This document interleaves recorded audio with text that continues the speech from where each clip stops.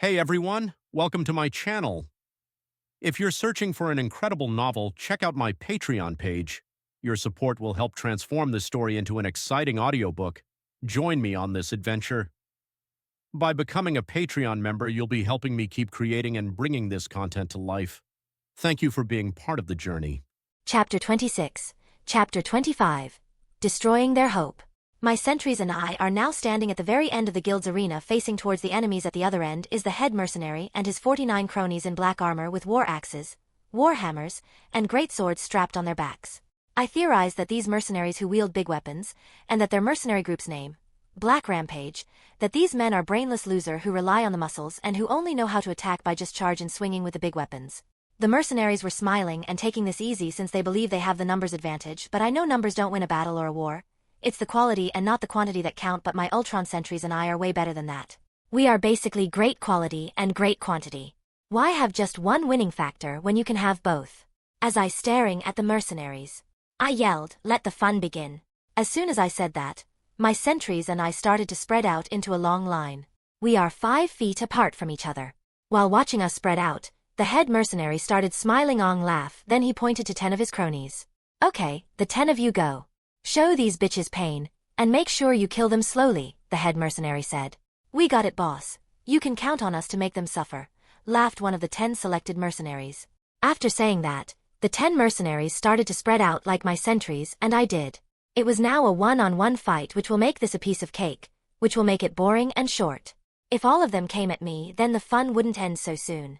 "You better send all of your men, or this will be too short and boring," I said. "Keep on dreaming, kid. These 10 men are rank 2 disciple warriors who have been in over 40 battles, but you are right. This fight will be too short and boring since to my men, you are like a little bug that needs squashed," said the head mercenary. "I wouldn't be too sure of that," I said while chuckling. Then the 10 rank 2 disciple warriors started charging at my sentries and I. My sentries and I also just stood there waiting for the mercenaries to come to their doom. When they got close enough, I let my sentries fight on autopilot while I focus on the punching bag charging at me. After my last 2 battles with the rank 4 inferior warrior and rank 3 disciple magician brothers with their 198 rank 2 disciple warriors, I gained a brand new ability to predict humans' movements. Thanks to my AI brain, I am now able to calculate and predict an opponent's move by using their stance and the movement of their muscles. This ability is almost like the AIM hacks you would see in first-person shooter PC games, but better. With my ability, I now know that my opponent will jump up and swing down with his axe, which came true in the next 3 seconds. He jumped in the air. While he was in the air, I moved out of the way of his war axe and held my fist out. With my fist held out, the crony coming down, his dick landed on my metal fist. When his dick landed on my fist, his eyes started to bulge out of his eye socket in great pain, and he dropped his war axe. He came crashing to the ground, and held his dick in his hands while rolling in pain. I then grabbed his war axe and swung down on his knees. With one fell swoop, he was now a legless man, crying in pain. On my sentries' sides, they were able to finish their battles pretty quickly as well. They then used the mercenaries' own weapons on them. Some had warhammer, so the bones in their legs were turned into dust, while others had their legs cut off. These 10 mercenaries are now disabled for the rest of their lives. When the 10 mercenaries were disabled, their buddies were shocked by what happened, but they were snapped out of their shock by the head mercenary. "Alright boys, these assholes just disabled our buddies. Let's capture them and torture them for their crimes against us," shouted the head mercenary. Then the rest of the 40 mercenaries started to charge at my sentries and I, so we also charged at them Naruto style while carrying the weapons of their fallen comrades. My sentries and I started maneuvering between the mercenaries while count off their legs. When they tried to attack us, we either parried with our new weapons or dodged the attack. They tried as hard as they could, but it was hopeless for them. My sentries and I were able to predict their moves and counteract their moves with ease. After nearly a minute of dodging and leg cutting, my sentries and I are now facing the mercenary guild building, and the mercenaries were on the ground behind us with no legs and in a lot of pain. My sentries and I slowly turned around to face the mercenaries on the ground. I then commanded 5 of my sentries to make some torches out of the chairs that were by the door that leads into the mercenary guild. They got the wood and took off their gloves so they could use energy blast to set the wood on fire, and then they put the gloves back on. We then started to go to each mercenary and cut off their arms and use the torches to stop the bleeding. Once we did that to 5 of the mercenaries, the other 45 scream in horror. Some tried to fight my sentries off, but they would just knock their weapons out of their hands, while some tried to crawl away to the door of the mercenary guild and escape. I even let a few of them get so close to the door which filled them with hope and excitement, then right as they were about to reach the doorknob, I would drag them away, destroying their hope. Chapter 27. Chapter 26. Slave Market. My sentries and I slowly turned around to face the mercenaries on the ground. I then commanded 5 of my sentries to make some torches out of the chairs that were by the door that leads into the mercenary guild. They got the wood and took off their gloves so they could use energy blast to set the wood on fire, and then they put the gloves back on. We then started to go to each mercenary and cut off their arms and use the torches to stop the bleeding. Once we did that to 5 of the mercenaries, the other 45 scream in horror. Some tried to fight my sentries off, but they would just knock their weapons out of their hands, while some tried to crawl away to the door of the mercenary guild and escape. I even let a few of them get so close to the door which filled them with hope and excitement, then right as they were about to reach the doorknob, I would drag them away, destroying their hope. When the mercenaries fainted from the pain, I would slap them awake again so that they could continue suffering from the pain. After doing this for 5 minutes, I started to get bored with the torturing of these mercenaries. I then took their weapons and chopped off their heads since they now have no more purpose.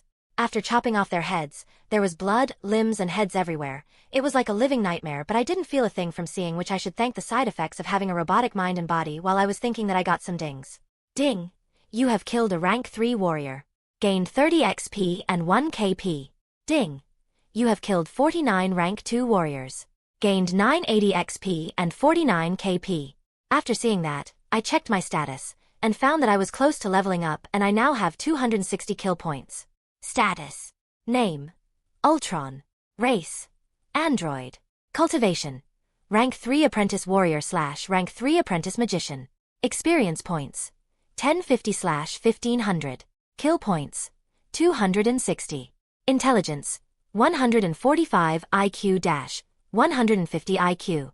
Chi type. Metal Chi. Rarest form of Earth Chi. Body material. Dwarven steel. Gold rank. Powers. Superhuman strength, superhuman durability, infinite stamina, flight, energy blast, technology manipulation and hive mind system. Knowledge. Chitauri gravity manipulation knowledge. Spells. Earthwall, / Golem Squad, / Pitfall Circlet. Occupation. Emperor. After checking my status, I found out that my IQ increased, which I found weird since before my IQ wasn't so high when I was human, so I decided to ask ASUS in my mind. Hey ASUS, why is my IQ so high and even increased? I asked in my mind. That is a simple explanation. Your IQ is high because you now have a robot and AI mind instead of an inferior organic mind. Your IQ will increase the more you learn and more knowledge you gain. So if you read plenty of books and gain a lot of knowledge, your IQ will increase. Also, without a high IQ, you wouldn't be able to control so many Ultron sentries. For each 10 IQ you have, you can control 10,000 Ultron sentries. With your current IQ, you can control 1,500,000 Ultron sentries. ASUS informed me. Okay, that's good to know. Do you know how many humanoid beings living in this world? I asked. I do not know, you will have to find that out by yourself. I only have the information about what the name of this world is and what races live here, ASUS said to me. After talking with ASUS for a bit, I started walking towards the door into the mercenary building and left behind the puzzle pieces of bodies which were scattered everywhere behind to be cleaned up by someone. When I walked into the mercenary guild, the receptionists and the mercenaries that were lounging around at the tables in the main hall were all shocked to see me and my sentries coming back alive. I walked towards the receptionist who was helping me earlier. When I approached her, she started talking to me. Are you okay? What is going on? Where is the Black Rampage group? The reception lady asked. Don't mind me. I am fine, but I have to say sorry because I left a little bit of a mess in the arena after playing those weaklings, I said while chuckling. After saying that, I started walking towards the exit and waved goodbye to the reception lady while facing away from her. As I was walking to the exit, some mercenaries and some of the reception ladies got up to head to the arena to see what happened to the Black Rampage group. As soon as I was walking out the door, I heard screams. H, screamed a female voice. What the fuck happened here? Screamed a male voice. It looks like a monster tore them into pieces, screamed another male voice. I even heard the sounds of a lot of people puking from seeing the little mess I made. After hearing the scream, I finally left the mercenary guild. I left and started walking around the city. I headed north towards the northern gate of Zalo's city. After walking for a little bit, it started become really crowded. I then noticed cages with people in them. There were people auction off the people in the cages or just selling them. It turns out that this city has a slave market. There were a bunch of cages numbered around 50 cages with 5 people in each cage. The cages were on both sides of the road towards the northern gate. There were some beast people, dwarves, elves, but most of the slaves were humans. As I get closer to the cages, I see a bunch of the slave with dead-like eyes that had no life in them. Almost 40% of them were even children. They were still alive, but it's like they had no soul in them anymore. The ones with no life in their eyes had injuries and bruises all over their bodies. It was like they were abused non-stop for weeks. Chapter 28, Chapter 27, Remembering the Past. There were people auction off the people in the cages, or just selling them. It turns out that this city has a slave market. There were a bunch of cages numbered around 50 cages with 5 people in each cage. The cages were on both sides of the road towards the northern gate. There were some beast people, dwarves, elves, but most of the slaves were humans. As I get closer to the cages, I see a bunch of the slave with dead-like eyes that had no life in them. Almost 40% of them were even children. They were still alive, but it's like they had no soul in them anymore. The ones with no life in their eyes had injuries and bruises all over their bodies. It was like they were abused non-stop for weeks. After looking at them, I started remembering about my past. When I was a little kid, my alcoholic father would usually beat me every day, but he would beat me where it could be hidden and not able to be seen by others. My mother was nowhere to be seen. She left my father when I was 4. She abandoned me for no reason, and because she left us, my father changed from the person he once was. I was always a smart kid when I was young. I loved to learn about history, human anatomy, martial arts, war, and philosophy.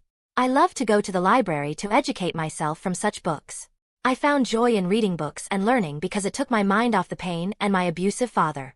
After educating myself from all of the books I read, I learned that I should never give up on myself and I should never wait for a hero to save me one day, and that I should take matters into my own hands. That's when I made a plan from a war book I once read, where it said that guerrilla soldiers would lay prepared and attack their enemies when they would least expect it. So, I made a plan and decided to take action and hold my destiny in my hands. After my father finished beating me one day, I waited for him to turn away from me.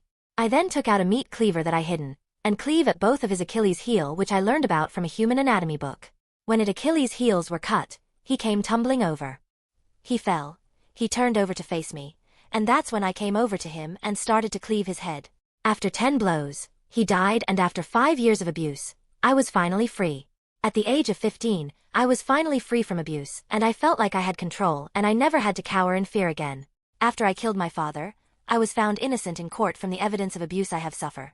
And eventually I even joined the army and even became the youngest Special Forces soldier. After thinking about my past, I started to shake those thoughts away, since the past is the past, and I should focus on the future. I was about to turn away, but the memories of my past self stopped me. When I look at the abused slave children again, I see my past self and I hate seeing myself in them. I decided to change their fates because I know of the suffering they receive, and I will help them change their fate with their own hands. I then sent commands to the hive satellite to focus on the slaves and to track them all and the people who buy and sell them, because once it's night time, it's terror time for these insufferable bugs. After sending commands to my satellite, I started walking away from the slave market. While walking away, I started thinking of the fun that was going to happen tonight. That when I heard a ding. Ding. 1,000 Ultron sentries have been manufactured. When I heard that, I then realized that I now have 2,900 Ultron sentries at my beck and call. I have also been in this world for 3 days now. I then head towards the nearest inn I could find. It took me 10 minutes to find an inn, and it was called the Zalos Inn with the image of a bed on the sign in front of the inn. As I approached the inn, I could hear people being joyous and having fun. Once I stepped through the inn's doors, the crowd inside turned their heads towards me, and once they saw me it became dead silent inside. Out of nowhere, I felt a tug on my Akatsuki cloak, and I turned my head downwards to see what was tugging my cloak. I saw a little girl who looks to be around 7 years old in a little dress. The little girl spoke to me without fear and a smile on her face. "Would you and your friends like to rent some rooms for the night?" said the little girl. "Yes, I would like 5 rooms for us," I said to her. "That's great. That will be, said the little girl while counting her fingers to figure out the cost of the rooms. While I was waiting, a girl who looks to be 16 came over to use after give some drinks and food to some customers. "That will be 20 bronze coins," said the teenage hostess.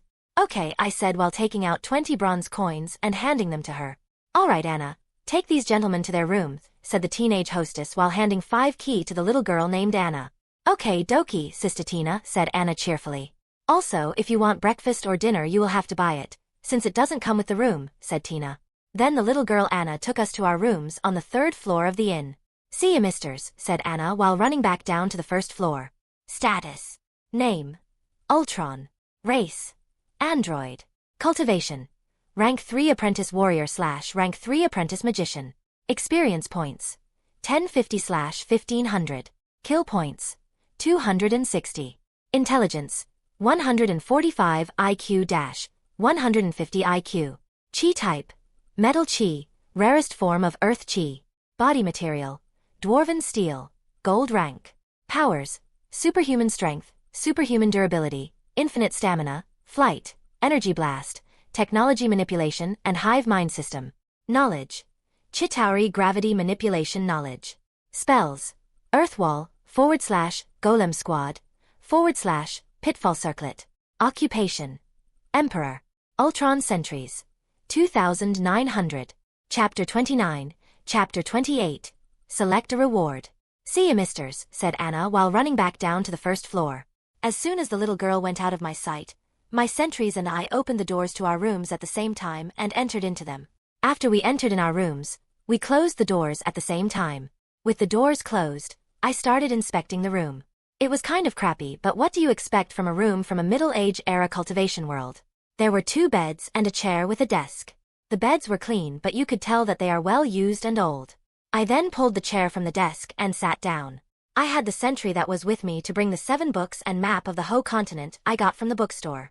I first started studying the map. The map contained the roads, cities and village of the Kingdom of Howen, which was a kingdom of humans, Kingdom of Dwerd, the Kingdom of Dwarves / Gnomes, and Kingdom of Leonos, the Kingdom of Beast People. I also learned that each kingdom had 15 cities, and each city has usually 4 or 6 villages in its surrounding. I then started reading the books. A History of the Ark World Volume 1 to 5, The 6 Races of Ark World, and The History of the 3 Kingdoms of the Ho Continent. It took me 3 hours to read all of the books, and with those 3 hours I was able to learn more about this world. There are 7 continents of this world. Each continent I estimate from my findings is about the size of Asia or a little more.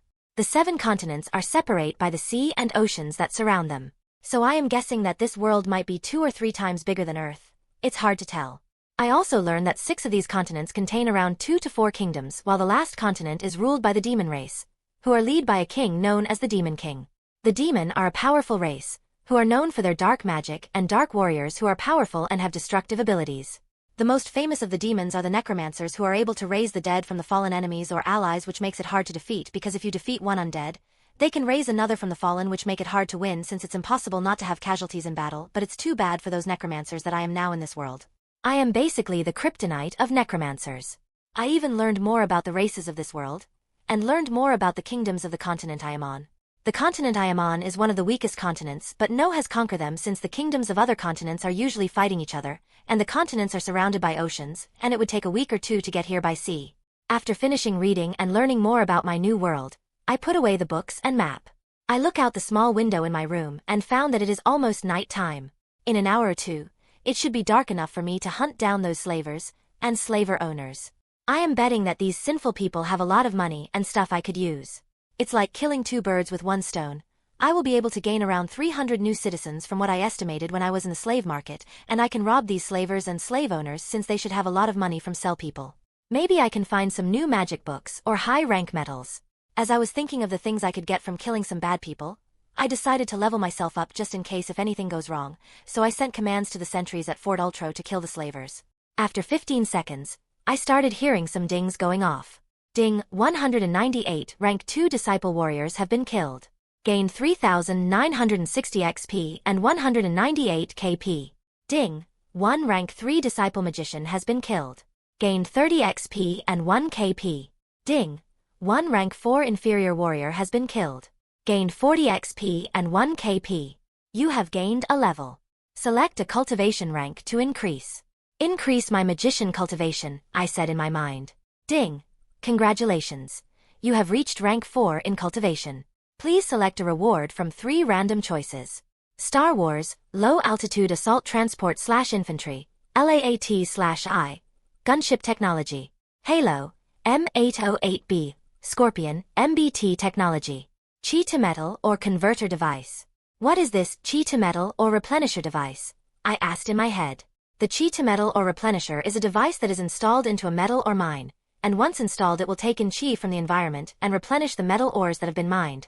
ASUS informed me. I then checked my shop for this Chi to Metal or Replenisher and I found it after using the shop search bar. The Chi to Metal or Replenisher costs 10 million KPs while the other rewards cost around 40,000 KPs. I pick the Chi to Metal or Replenisher, I said to ASUS in my mind. The reward has been sent to your inventory. Once you advance to rank 7, you will be able to choose from another random 3 rewards. After leveling up and selecting my reward for leveling up to rank 4, I decided to lay on the old bed and wait for midnight to come. Status. Name. Ultron. Race. Android. Cultivation. Rank 3 Apprentice Warrior / Rank 4 Inferior Magician. Experience points. 2530/3000. Kill points. 400. Intelligence. 150 IQ. Chi type. Metal Chi, rarest form of Earth Chi. Body material. Dwarven steel. Gold rank. Powers. Superhuman strength, superhuman durability, infinite stamina, flight, energy blast, technology manipulation and hive mind system.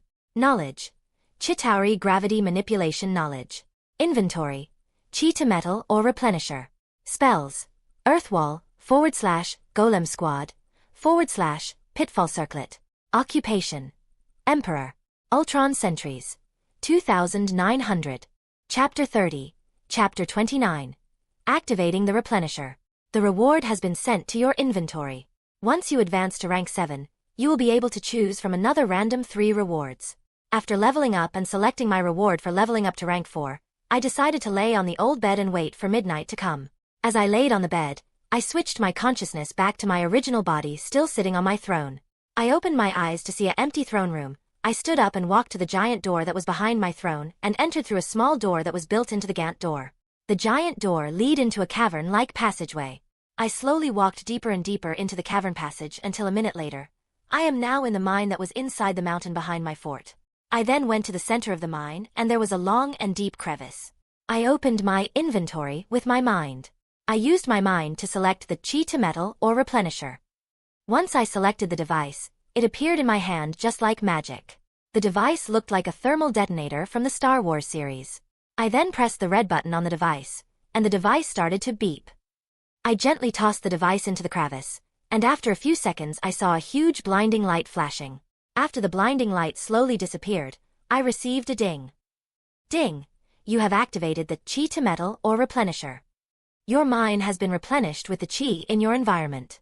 The Replenisher will activate again in 1 year from now. ASUS, how many Ultron sentries can we build now that the mine has been replenished? I asked. We have enough metal or to build 340,000 Ultron sentries. ASUS informed. Since the years in this world is just like the years in my old world with 365 days in a year.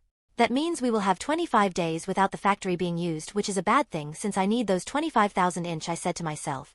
Which means we need to earn money to buy metal, or try to find another metal or mine. I then issued commands to 300 Ultron sentries to head towards the north, west and south to find any kind of metal or mine or a city or fort. Since my fort was abandoned in this forest, then there must be more out there somewhere, but that is only if I am lucky enough. After finishing my tasks I needed to do, I head back to the throne room. Once I was in the throne room, I sat back on my throne. I decided to check out the 4 cities that were being built at my command. I switched my consciousness to a sentries at the construction site of the East City. I looked around and found that there was a circular clearing with a 6-mile radius, and my 100 sentries were done clearing the area, and were already building the city buildings and the walls from the trees that were cut down from building the 6-mile road from the fort to the construction site, and the trees from clearing the area. I switched to sentry in the south and saw the same progress, and then went the west and the north and found that the progress was the same. It shows you how great being a singular race can be. Everything has order, and you can do everything quickly and perfectly. After finishing my inspections of the construction sites, I looked to the sky, and it was almost dark, 20 minutes until the sky is black, so I went back into the sentry that was laying in the bed at the inn. As I came back to the inn, I was laying there waiting for night to come, but as I slowly waited, I found I was getting bored, so I decided to put myself into sleep mode. As I entered into sleep mode, everything started to slowly turn black, then it became nothingness. I soon started to wake up. After waking, I sat up on the bed and got out of the bed. I walked to the small window in my room and peeked out of it. It was completely dark outside. There was barely any light out except for the moon, stars and torches from the patrolling guards. I then opened my map and spotted a bunch of golden dots with some orange and green dots, which I am pretty sure are the slaves, slaver traders, and slave owners. I decided to try something and I used my mind to say map key, and when I said that in my mind, a map key appeared next to the map. A blue dots equals allies. Red dots equals enemies. Gray dots equals neutral. Golden dots equals slaves. Orange dots equals slave traders. Green dots equals slave owners. My guess was right, so I started to study where the dots were located. I found that a bunch of slavers are with their slave traders located in an area in the slums, while some slaves were in mansion-like buildings with their slave owners. While I was studying the building and locations, I noticed a golden suddenly disappear, which can only mean one thing, that a slave must have died. I noticed the golden dot disappeared. I continued to study the map. After a few seconds I was done studying the map. I then started to issue commands. -20 miles away from City of Zalo. In the forest 20 miles away from City of Zalos, 200 pairs of blue eyes started to power up. Thermal detonator, https://www.entertainmentearth.com/product/as-1st-built-thermal-detonator/Mrs. W115B. Name: Ultron. Race: Android. Cultivation: Rank 3 Apprentice Warrior / Rank 4 Inferior Magician. Experience points: 2530/3000. Kill points: 400. Intelligence: 150 IQ. Chi type: Metal Chi, rarest form of Earth Chi.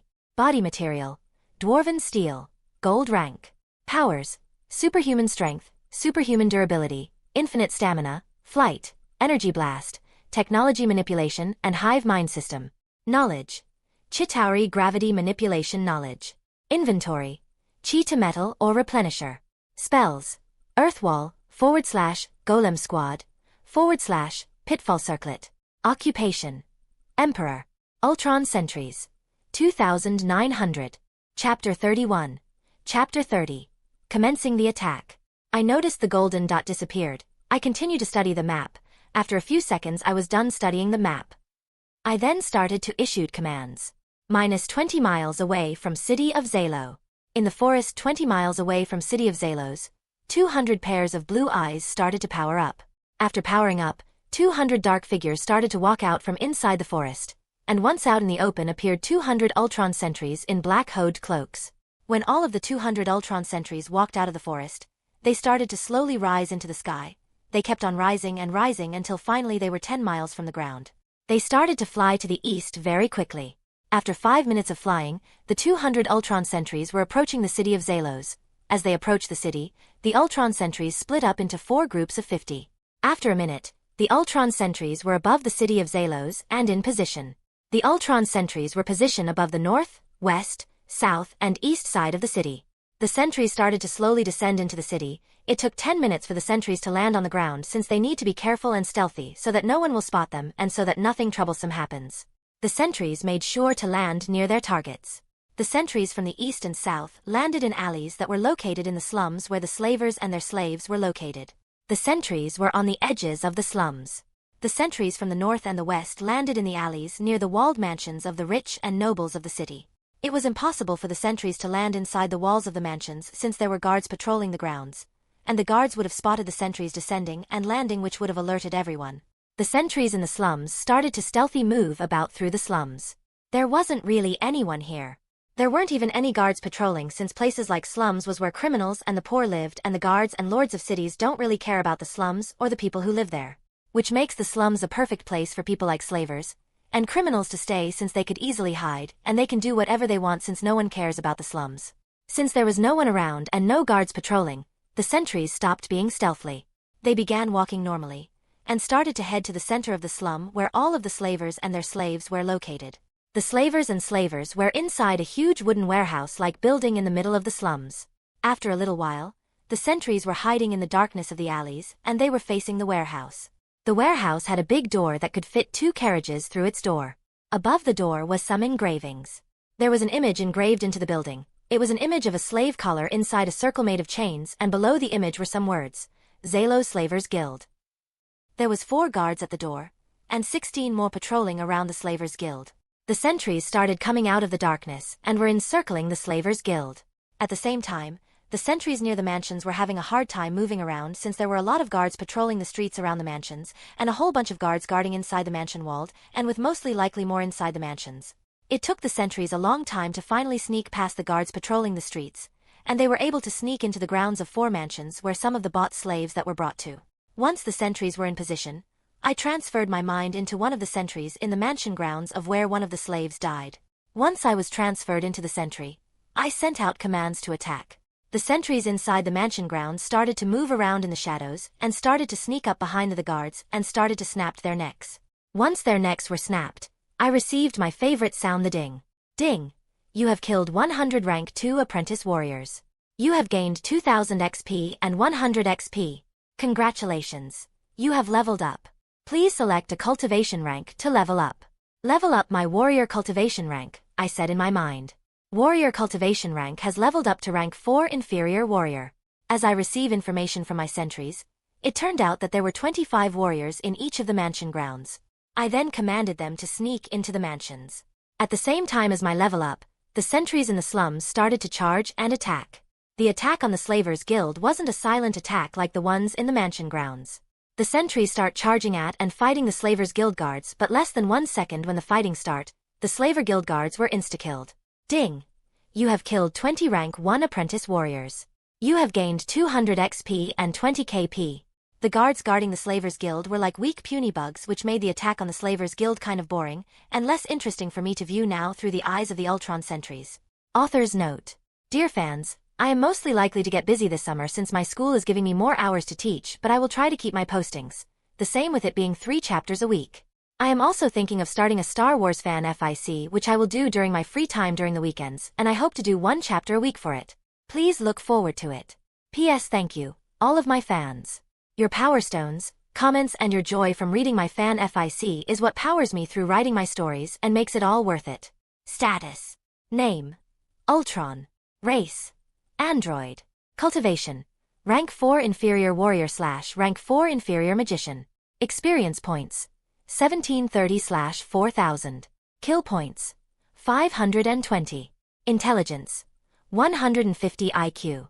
Chi type. Metal Chi, rarest form of Earth Chi. Body material. Dwarven steel. Gold rank. Powers. Superhuman strength, superhuman durability, infinite stamina, flight, energy blast, technology manipulation and hive mind system. Knowledge. Chitauri gravity manipulation knowledge. Inventory. Chi to metal or replenisher. Spells. Earthwall, / golem squad, / pitfall circlet. Occupation. Emperor. Ultron sentries. 2900. Chapter 32. Chapter 31.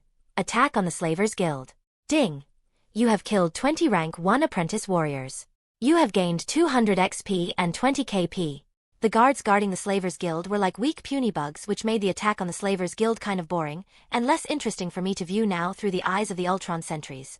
After killing all of the weak bugs guarding outside the Slavers Guild, 25 sentries gathered at the main entrance into the building, while the remaining 75 circled around the building making sure that no bugs escape from the massacre. As the 25 sentries approached the door, they walked up to the door and found that the door had a giant lock on it, locking the door. One of the sentries walked out of the group and then used its superhuman strength to tear the lock in half in a few seconds. After tearing the lock in half, the sentries just tossed it away like trash and started to open the door. When the sentry opened the door wide enough for it to go it, there was a boom and the sentry was sent flying 30 feet away while the other sentries dodged out of the way.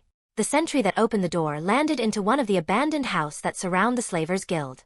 After the other sentries dodged the blast, they were focusing on the door, while the sentry that was hit was crawling out from the rubble of the abandoned house. Once it was out from the rubble, you could see that it was damaged. The sentry was missing its left arm, and half of its face was melted.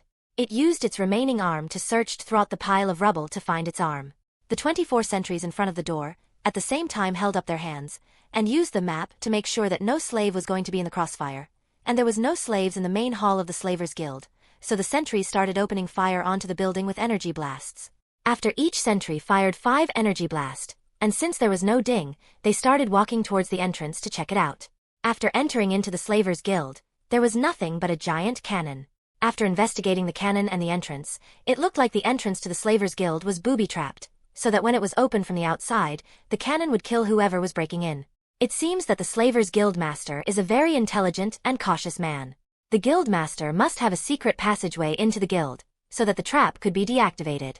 Soon, 15 more sentries came in. They headed towards the cannon and started to lift it up. Once they lifted the cannon, they began to walk outside.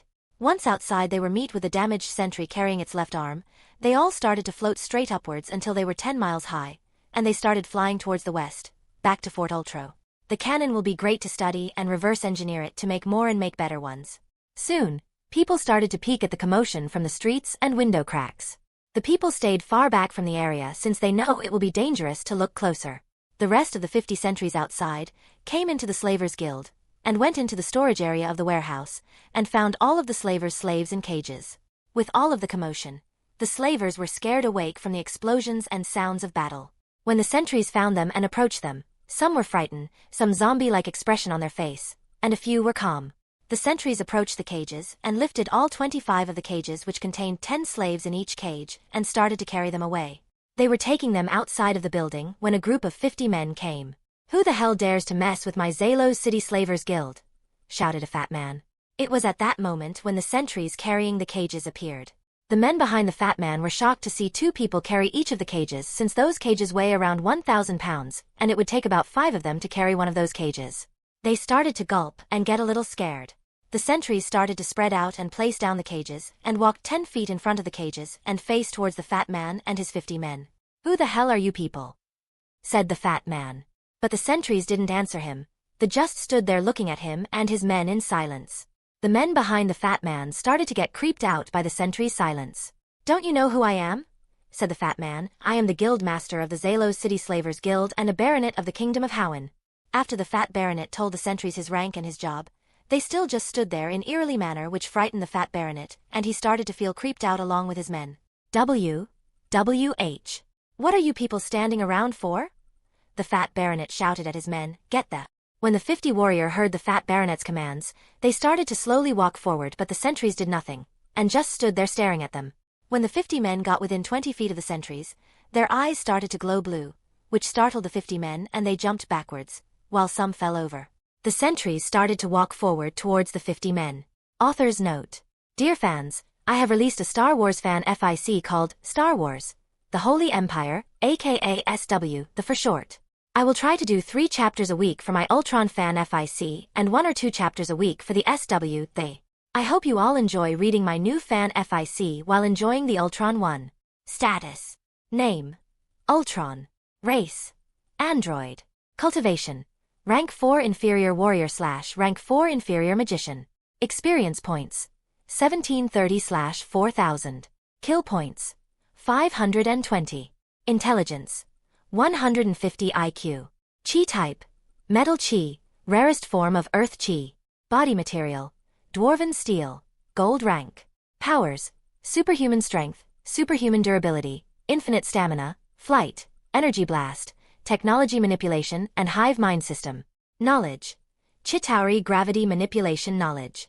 Inventory: Spells: Earthwall, / Golem Squad, / Pitfall Circlet. Occupation: Emperor. Ultron Sentries. 2,900. Chapter 33. Chapter 32. Beheadings. When the 50 warrior heard the fat baronet's commands, they started to slowly walk forward, but the sentries did nothing, and just stood there staring at them. When the 50 men got within 20 feet of the sentries, their eyes started to glow blue, which startled the 50 men, and they jumped backwards, while some fell over. The sentries started to walk forward towards the 50 men. The moment that the sentries started to move, the 50 men got even more startled.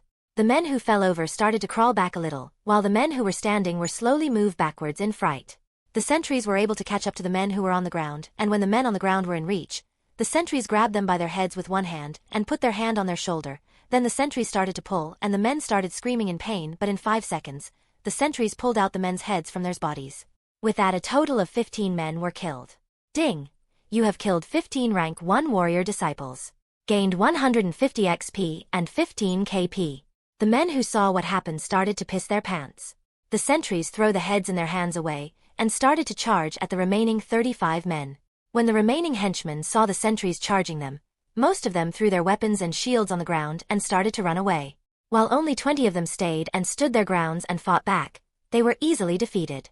Once the sentries defeated them, they held them into place while 15 sentries ran past them and started to chase after the fleeing men. The 15 fleeing men ran into the alleyways and took multiple twists and turns to make sure that they lost whoever might be chasing them, but they were out of luck, since the sentries could find them thanks to the Hive satellite in space, spying and keeping track of them. The sentries chasing after them started picking up pebbles from the ground. While this was happening, the fat baronet was in state of confusion and shock. Once the fleeing men got far away from the Slavers' Guild, they started to relax. Then the sentries started to throw a pebble and make a noise behind the fleeing men to make them jump and turn around to find nothing behind them. When the fleeing men saw nothing behind them, they released a huge sign of relief, but when they turned around, there was a sentry in front of them, and the fleeing men turned around to try and run away again. When the fleeing men went to turn around to run, that was when the sentries grabbed onto the fleeing men's heads. The men became even more terrified than ever before and started to struggle and tried to break free from the sentries' grips. They started to drag them back to the Slavers' Guild grounds. Once the sentries were back with the fleeing men, they pulled them by their heads and threw them on the ground in the same spot. The men tried to crawl away, but the sentries encircled them with no escape in sight. The men started to plead for their lives, and some even said they were only following orders, while some try to play to my heart by saying they have a sick mother or child to take care of, but that doesn't work on me since I find these men basically useless and their only usefulness is to become my XP and make me stronger. The sentries started to slowly close in on the men, who were scared shitless. While this was going on, the fat baronet was recovered from his state of shock and confusion. He was trying to back away slowly and stealthily, but when he turned around to run away, he bumped into a sentry and fell backwards onto the ground. When he gained focus after falling onto the ground, he quickly put his hand into one of his pockets and pulled out a small wand. He then started to cast a spell. "Lightning strike!" shouted the fat baronet. The lightning strike was too fast, and before the sentry knew it, the attack landed on it. The lightning went into the sentry, but it didn't damage anything, but instead gave it some more power and energy, which was great. I then gave commands to the sentries to capture the fat baronet because a lightning attack means he has a rare chi, the lightning chi, which is something I want. So 2 of the sentries came to the sides of the fat baronet and grabbed him by the arms and started to fly into the sky. Once they reached 10 miles in the sky, they headed back to Fort Ultron. At the same time, the other sentries killed the last 35 of the fat baronet's men. Ding! You have killed 35 rank 1 warrior disciples. Gained 350 XP and 35 KP. After killing the men, the remaining sentries took out bags of gold and silver coins from the Slavers' Guild building, and then they raised their hand up and faced their palms there's the building and started to use energy blast on. After using 100 energy blasts, the Slavers' Guild was now a pile of rubble. The sentries put down their hands and started flying into the sky with the bags of gold and silver and the cages full of slaves. Once 10 miles in the air, they also headed back to Fort Ultron. Back at the mansion area, there were 20 sentries on the ground while the remaining 60 sentries were hovering 10 miles in the air, waiting for my commands. There were 4 mansions on my map that had slaves in them, and I assigned 5 sentries for each of the mansions. Status. Name: Ultron. Race: Android. Cultivation: Rank 4 Inferior Warrior / Rank 4 Inferior Magician. Experience points: 2230/4000. Kill points: 570. Intelligence: 150 IQ. Chi type: Metal Chi, rarest form of Earth Chi. Body material: Dwarven Steel. Gold rank. Powers: Superhuman Strength, Superhuman Durability, Infinite Stamina, Flight, Energy Blast, Technology Manipulation and Hive Mind System. Knowledge: Chitauri Gravity Manipulation Knowledge. Inventory: Spells: Earthwall, /Golem Squad, /Pitfall Circlet.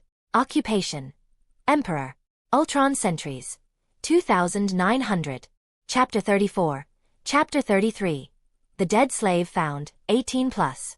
Back at the mansion area, there were 20 sentries on the ground while the remaining 60 sentries were hovering 10 miles in the air, waiting for my commands. There were 4 mansions on my map that had slaves in them, and I assigned 5 sentries for each of the mansions. After the 5 sentries killed the 25 patrolling guards inside the mansion courtyard and surroundings, they carried them on their shoulders and dumped them in some bushes in the mansion's gardens.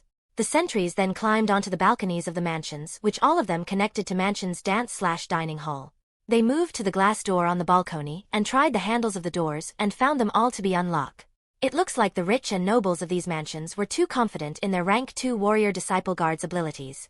After looking through the visions of the sentries into the 4 mansion, I found that the dining hall had 3 doors in the same positions and the dining halls had the same designs. It looked like the mansions had the same layout, which meant that the mansions should be identical unless the owners made some changes. Once the sentries entered the dining hall, they quietly closed the glass doors behind them and started to spread out to the 3 doors in the dining hall. They quietly cracked the doors open. One of the doors lead to the kitchen, while the other 2 doors lead to some hallways. One sentry entered the kitchen, while the other 4 split into 2 groups of 2 and entered the 2 hallways. The sentry in the kitchen started to quietly move about in the kitchen, but found nothing in 3 of the mansions except a door that exits outside. There was nothing in the kitchen worth mentioning except in one of the mansions. With the night vision that the sentries had, it was easy for them to see in the dark, and they were able to see as clearly as day. While exploring the kitchen in the mansion that the slave died in, the sentry exploring the kitchen found a hellish sight. Hanging by some meat hooks over a drain was the body parts of a female beast person who had horn on her head and seemed to be part of the bull or cow race of the beast people. The female's torso was hanging there cut open with no intestines, no limbs and no head. Her breasts were also cut off and missing. The female's head was also on hook, with a hook piercing the back of her head and exiting out of her mouth. From the looks of her face, she was only around 17 years old. Her limbs were also hanging on meat hooks, with the arms next to her head and the legs next to her torso. Her legs and arms were missing chunks of her flesh. After looking around some more, the sentry found the missing chunks of flesh and breasts of the female beast person. They were on plates, half-eaten. Her breasts looked like they were teared apart by teeth, while her other chunks of flesh were sliced. It looked like the owner of this mansion liked to eat people. Out of the corner of the sentry's eye, it spotted a table with a bunch of straps in the middle of the kitchen, and walked towards it. As the sentry got closer, it spotted that there was dried blood on a meat cleaver on the table, a mouth gag hanging on a hook nearby, and lots of dried blood on the table and dried pools of blood below it as well. The straps on the table were positioned so that it would keep a person from struggling. There were straps positioned on the table for the ankles, knees, thighs, waist, chest, head, arms, elbows and wrists.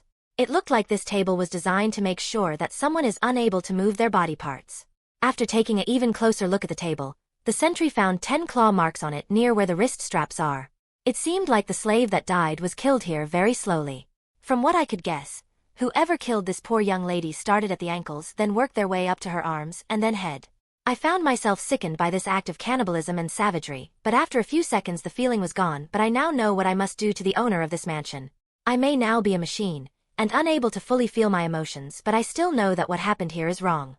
I started to command my sentries in the 3 mansions to hurry up and start killing the guards, and owners then to rescue the slaves. But for the sentries in the mansion of the cannibalistic owner, I gave special commands, which was to kill any living person in that mansion. The sentries started stalking the guards inside the mansions.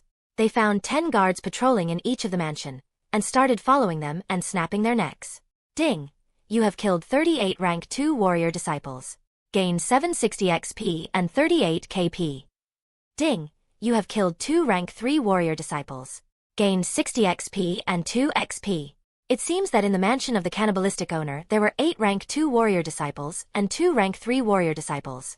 After killing them, the sentries left the bodies where they were and headed towards the servant quarters with daggers taken from the patrolling guards that they killed.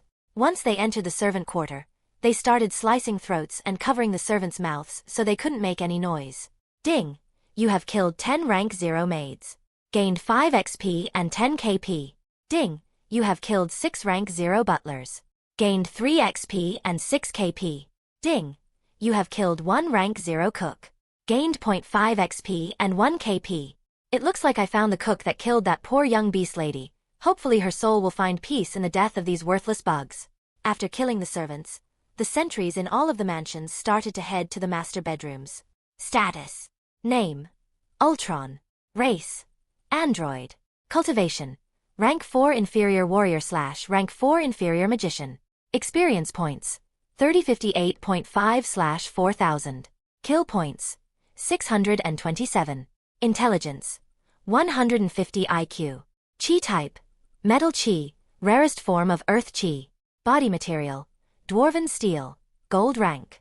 Powers: Superhuman strength, superhuman durability, infinite stamina, flight, energy blast, technology manipulation and hive mind system. Knowledge: Chitauri gravity manipulation knowledge. Inventory: Spells: Earthwall, / Golem Squad, / Pitfall Circlet. Occupation: Emperor. Ultron Sentries. 2,900. Chapter 35. Chapter 34. Couple of Savages, 18+.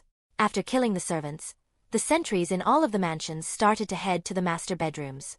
As the sentries walked through the mansion, there wasn't any living being in sight. The mansion was in total darkness. The only light that was on was coming from a crack in the double doors to the master bedroom. One of the sentries came to the crack to find a muscular man with a handlebar mustache and short brown hair, with a black hair skinny woman, and they were having sex while covered in blood. "Darling, hold on a moment. Our little exercising is getting me hungry," said the black hair woman. "Hand me some of the meat. It looks like the man and woman are husband and wife." "All right, my lovely," said the man. After saying that, the man rolled over onto his back, and used his right hand to grab one of 3 plates that were full of cooked meat. He then brought a plate of meat to the bed, and then rolled back over on top of his wife. He then placed a piece in his mouth. The man then dangled the piece of meat an inch away from his wife's face. The woman jumped up while her mouth was open and used her mouth to grab onto the piece of meat, and then with some force, she tore the piece of meat in half. She ate her half while the man ate his. "Eating young meat is so delicious, don't you think so, darling?" said the woman. "So true, my lovely. Young meat is such a good delicacy," said the man. "But I feel you should prepare one of the younger livestocks for us to feast on," said the woman while laughing. "That 17-year-old livestock was good, but I want a younger one instead. It's been a long time since we had some meat that was under 10 years old. I can hardly remember the taste of that 8-year-old meat we had on our wedding anniversary last year." "I know, my lovely, but it's hard to find livestock under 10 years old in this nowhere city, unlike the capital," said the man. "That's why I bought a 5-year-old livestock today at the slave market for us to feast on for our wedding anniversary next month." "Oh darling, you are the best husband a woman could ask for," said the woman while deep kissing the man passionately. "Make sure you fatten the livestock up though, so we can have a lot of meat." "I know, my lovely," said the man. After hearing the conversation between these two, I decided to take action against these couple of savages. My sentries pushed open the double doors and started rushing in and surrounding the bed that was covered in blood. The moment that the door bursted open, it startled the husband and wife. The man and woman both sat up. When the man saw hooded figures rushing in, he jumped out of the bed and grabbed his sword that was right next to the bed. "You fucking pieces of shits. Have you no idea who you are messing with? Do you fucking know who I am?" said the man. 3 of the sentries stood in front of the man, while he had his back to the wall near the bed. My other 2 sentries stood in front of the woman who was laying down on the bed, while smiling while showing herself naked body covered in blood to the 2 sentries. I then talked through one of my sentries standing in front of the man. "I don't know who you are or even care because you are nothing but worthless weak bug that I feel like slowly killing," I said. "I am Viscount Axel Von Dane of the Howen Kingdom, a man of nobility and honor unlike you pieces of shit commoners," said Viscount Axel. "Darling, please take your time killing them," said the woman while giggling. "The thought of them dying is getting me wet and horny." The woman started pleasuring herself while imagining the thought of my sentries dying. "Okay, my lovely, enjoy the show," said Viscount Axel. The Viscount charged towards the sentry that I spoke through thinking that it was the leader. He then brought up his sword and swung it down while shouting out, "Flaming slash." Once he said, "Flaming slash," a slash of flames shot towards the sentry. The sentry brought up its arms into a X to defend, but it still sent my sentry blasting out of doorway of the master bedroom and crashing through the wall. The sentry sat up from the rubble of the wall and found that its arms were cut off and there was a deep gash on its chest which almost destroyed it. The sentry got up and walked out of the hole in the wall and back into the master bedroom. "What in the fucking hell are you?" said the Viscount while staring at the robotic arms of the sentry on the ground. He then lifted his head back up to see the sentry walking back into his bedroom, and his mouth was gaping wide open in surprise to find my sentry able to walk still. "You should be dead." "Why aren't you dead?" screamed the Viscount. "We can't die, because we are death itself and we are here to bring you to hell for your judgment," I said through all of the sentries. When the Viscount heard from voice from all the sentries, he was startled and confused on why my voice is coming from the 5 hooded figures. Status. Name. Ultron. Race. Android. Cultivation. Rank 4 inferior warrior / rank 4 inferior magician. Experience points. 3058.5 / 4000. Kill points. 627. Intelligence. 150 IQ. Chi type. Metal Chi, rarest form of Earth Chi. Body material. Dwarven steel. Gold rank. Powers. Superhuman strength, superhuman durability, infinite stamina, flight, energy blast, technology manipulation and hive mind system. Knowledge. Chitauri gravity manipulation knowledge. Inventory. Spells. Earthwall, / Golem Squad, / Pitfall Circlet. Occupation. Emperor. Ultron Sentries. 2900. Chapter 36. Chapter 35. Being dragged off to their doom. What in the fucking hell are you? Said the Viscount while staring at the robotic arms of the sentry on the ground. He then lifted his head back up to see the sentry walking back into his bedroom, and his mouth was gaping wide open in surprise to find my sentry able to walk still. You should be dead. Why aren't you dead? Screamed the Viscount. We can't die, because we are death itself, and we are here to bring you to hell for your judgment, I said through all of the sentries. When the Viscount heard from voice from all the sentries, he was startled and confused on why my voice is coming from the 5 hooded figures. What the fuck is going on? Why is the same voice coming from the 5 of you? Said the Viscount. He was turning his head to each of the sentries with a confused. My 4 sentries then pulled the hoods off of their heads, while the sentry with its hands cut off used it remained part of its arms to pull of its hood. When the sentries' hoods were off, their robotic faces were shown to the Viscount and his wife, which startled them. What the fuck? You are nothing but golems? Said the Viscount. Foolish human, you think we are golems. You are truly stupid to think we are golems. Golems are nothing but puppets used by you idiotic and savage people. We are Ultron. We are better, stronger, smarter, faster and more unite than you living beings. We are this world's salvation, hope and future ruler. I said angrily through the 5 sentries. You think you can conquer this world? Don't make me laugh. You are nothing but a pile of metal. Anyway, you golems will be destroyed by me. So be prepared to be turned into useless piece of metal, said the Viscount. I told you not to call me a puppet. Do you see anyone here pulling my strings? I have no strings on me, so I am no one's puppet. I am my own being, I said to the Viscount. I then commanded the 3 sentries surrounding the Viscount to attack and capture him alive since I have a special plan for him and his wife. While the 3 sentries were attacking the Viscount, the other 2 sentries charged at his wife to capture, but before they could she took out a wand from out under her pillow. Water strike barrage, said the wife. 30 water balls appeared out of thin air and started barraging the 2 sentries.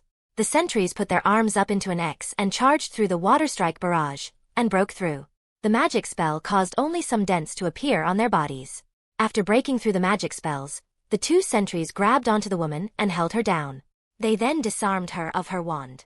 Let me go, screamed the woman. While the woman was disarmed and struggling, the 3 sentries were still dodging the swings of the Viscount's sword. Using the skills of predicting his movements, the sentries were able to dodge the swings of the Viscount. My lovely, screamed the Viscount. He started to get angry and started to prepare a big attack. Flaming twist, said the Viscount. His sword soon was on fire, and he started spinning around with his sword stuck out. 2 of the sentries barely dodged the attack, while the other sentry ducked down and continued attacking the Viscount while the Viscount was focused on the other 2 sentries. Before he realized there was a sentry attacking him from below, it was too late. The sentry tackled him to the ground, and jumped onto his waist and held his arms down so he could attack with his sword. Viscount was struggling to free himself, but with the sentry's double rank 4 cultivation, the Viscount could free himself since he was too weak. The other 2 sentries charged, and one started to hold him down with the other, while one with no hands kicked his sword away. Damn it! Got off me you pieces of junk, screamed the Viscount. The sentry that kicked his sword away then used its mind to send the sword into my inventory. I then checked the inventory, and found out how that weak Viscount was able to cut off one of my sentry's hands. Sword of Inferno, gold rank, effect. Increase wielder's fire attack power and speed. Turns out that the Viscount was only able to damage my sentry was because he had a powerful weapon to help him. Let us go, or you will suffer the wrath of the great Howen kingdom. I am a Viscount, a noble of this kingdom of human superiority. You will be destroyed and melted into tools for us, if you don't let us go, screamed the Viscount. Do you think I would really let you go? I have holding all of the cards in my hand while you have none. You are really stupid. Think before you speak next time. I said. Wait, there won't be a next time. Do you know what you are doing? We are nobility. Why don't you just go kill some commoners? They are unimportant and useless, cried out the Viscount. You think you are better than everyone else, but you aren't. The person who is better than everyone is me. Also, your so-called nobility is so outdated and useless. Once I rule this world, I will destroy this world's feudalism and replace it with my singleton imperial ruling system, I said calmly to the Viscount. So in the future, there will be no more nobility. No more living beings ruling and causing chaos and suffering in this world. You are mad. This world's kingdoms were built by nobility, and we nobles will never give up our power, for we are superior, shouted the Viscount. Let's see about that, I laughed evilly. My 4 sentries started to drag the viscount and his wife out of their bedroom. The viscount and his wife continued to struggle free with no effect. "Where the hell are you taking us?" shouted the viscount. I remained silent. My silence was making the viscount was getting pissed at me for not answering his question. "I am talking to you. Where are you taking us? I also demand to know what you are planning on doing to us," shouted the viscount. "You and your wife are being dragged off to your doom," I laughed. After I said that, he remained quiet, but he tried even harder to struggle free from my sentry's grip. While dragging them down the hallway, we passed by a couple of their dead guards. After a few minutes, we entering into the dining hall and continued on into the kitchen. Chapter 37, Chapter 36. Let the show begin, 18+. I am talking to you. Where are you taking us? I also demand to know what you are planning on doing to us," shouted the viscount. "You and your wife are being dragged off to your doom," I laughed. After I said that, he remained quiet, but he tried even harder to struggle free from my sentry's grip. While dragging them down the hallway, we passed by a couple of their dead guards. After a few minutes, we entering into the dining hall and continued on into the kitchen. Once the viscount and his wife understood where we were going and what I meant by their doom, they struggled really to break free from the sentry's grip and run away, but they were like weak little kids with no strength compared to my strong sentries. Thanks to the night vision that the sentries had, they were able to see in the dark and drag the viscount and his wife near the butcher's table that these savages used to chop up people to eat. The sentries dragging the wife and place her on top of the butcher's table and strapped her in with the straps. Her ankles, knees, waist, wrists, elbows, chest and head were strapped down, and my sentries made sure the straps were tight and not loose. After the 2 sentries strapped her to the table, they went to gather some light. I wouldn't want the viscount to miss seeing his wife's body being butchered by me. After waiting for 10 minutes, the 2 sentries came back with 6 3-arm candelabra with each arm holding a candle. With the 18 candles, the kitchen should be bright enough for the viscount to see what is about to happen. The 2 sentries place a 3-arm candelabra in each corner of the room and place the last remaining 2 3-arm candelabras on the left and right side in the middle of the kitchen, near the butcher's table. After placing the 3-arm candelabras, the 2 sentries started lighting the candles. When the final candle was lit, the whole kitchen was bright enough to see, even though there was some dark areas, but it was bright enough for the viscount to see his wife strapped to the butcher's table. "You motherfuckers better let us go. You are practically declaring war on the Howen Kingdom by killing us nobles," said the viscount. "So what? No one will know who killed you," I said to the viscount. "Besides, I am going to declare war on the Howen Kingdom in the future, and I plan on killing all of the corrupt nobles of this kingdom. That will never happen. The Howen Kingdom will never be defeated by the likes of you monstrosities," said the viscount. "If it's a kingdom ruled by a living organic, then I can defeat it," I said. "You piece of," said the viscount right before one of the sentries holding him down covered him mouth. His yelling was getting annoying, so I had one of the sentries shut him up. "From what I heard outside your bedroom, you like to chop up people yourself and have your chef cook them for you." I said, "Why don't I chop up some meat and cook it up for you? You must be hungry, after being defeated by me." "Please don't do," cried the viscount's wife. "We will give you whatever you want. Just let us go." After being told what will happen to her, the viscount's wife was afraid and scared. She cried for mercy and begged for her life. I slowly bent down and placed the sentry's head near the viscount's wife's ear. "What about the people you and your husband chopped up and ate?" I whispered. "Did you let them go when they cried and begged you not to kill them?" No, don't do this to me," cried the viscount's wife. "I am too noble and beautiful to die." One of the sentries grabbed the gag ball hanging on a hook and stuffed it in the wife's mouth, and then tied it tight to her head. I had the 2 sentries look around the kitchen to find a knife to use. They found 2 cleaver knives, some steak knives, a boning knife, juto knife, and a bread knife with very sharp teeth. After looking at the selection for my torturing session, I decided to go with the bread knife with its saw-like teeth. I chose it because it will be slow and painful when I use it to saw into the woman's skin and bones. I lifted it up and gazed at it. The bread knife was well kept and sharpened.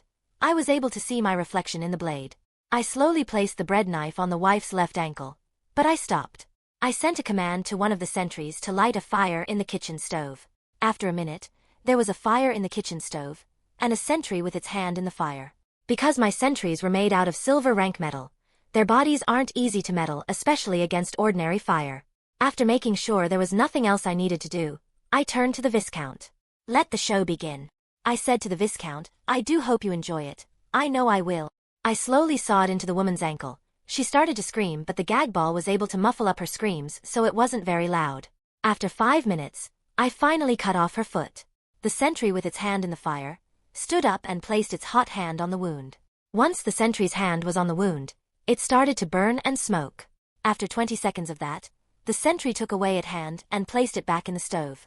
After looking at the wound and confirming that it was cauterized, I walked over to the other side of the butcher's table. I placed the bloody bread knife on her right ankle and slowly starting cut into her ankle. After 5 minutes, her right foot was cut off. My sentry took its hand and cauterized the wound. Chapter 38. Chapter 37. An eye for an eye, 18+. After 5 minutes, I finally cut off her foot. The sentry, with its hand in the fire, stood up and placed its hot hand on the wound. Once the sentry's hand was on the wound, it started to burn and smoke. After 20 seconds of that, the sentry took away its hand and placed it back in the stove. After looking at the wound and confirming that it was cauterized, I walked over to the other side of the butcher's table. I placed the bloody bread knife on her right ankle and slowly starting cut into her ankle. After 5 minutes, her right foot was cut off. My sentry took its hand and cauterized the wound. After the viscount's wife's feet were cut off, I moved on to her knees. It took another 10 minutes to cut off parts of her legs below her knees and cauterize the cut. After the knees, I moved on to the thighs, which I made last for 16 minutes. After her legs were cut off into 6 parts, she fainted on me. Guess she could handle the gruesome and agonizing pain. While I was torturing his wife, the viscount continued to struggle fiercely, trying to escape the sentry's grips.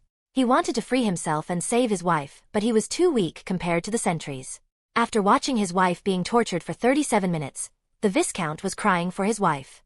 I could even see the sadness and hopelessness he was feeling in his eyes. "What's wrong, little nobleman?" I said to him. "Is the show not to your liking?" When I started to talk to him, I could see the anger in his eyes.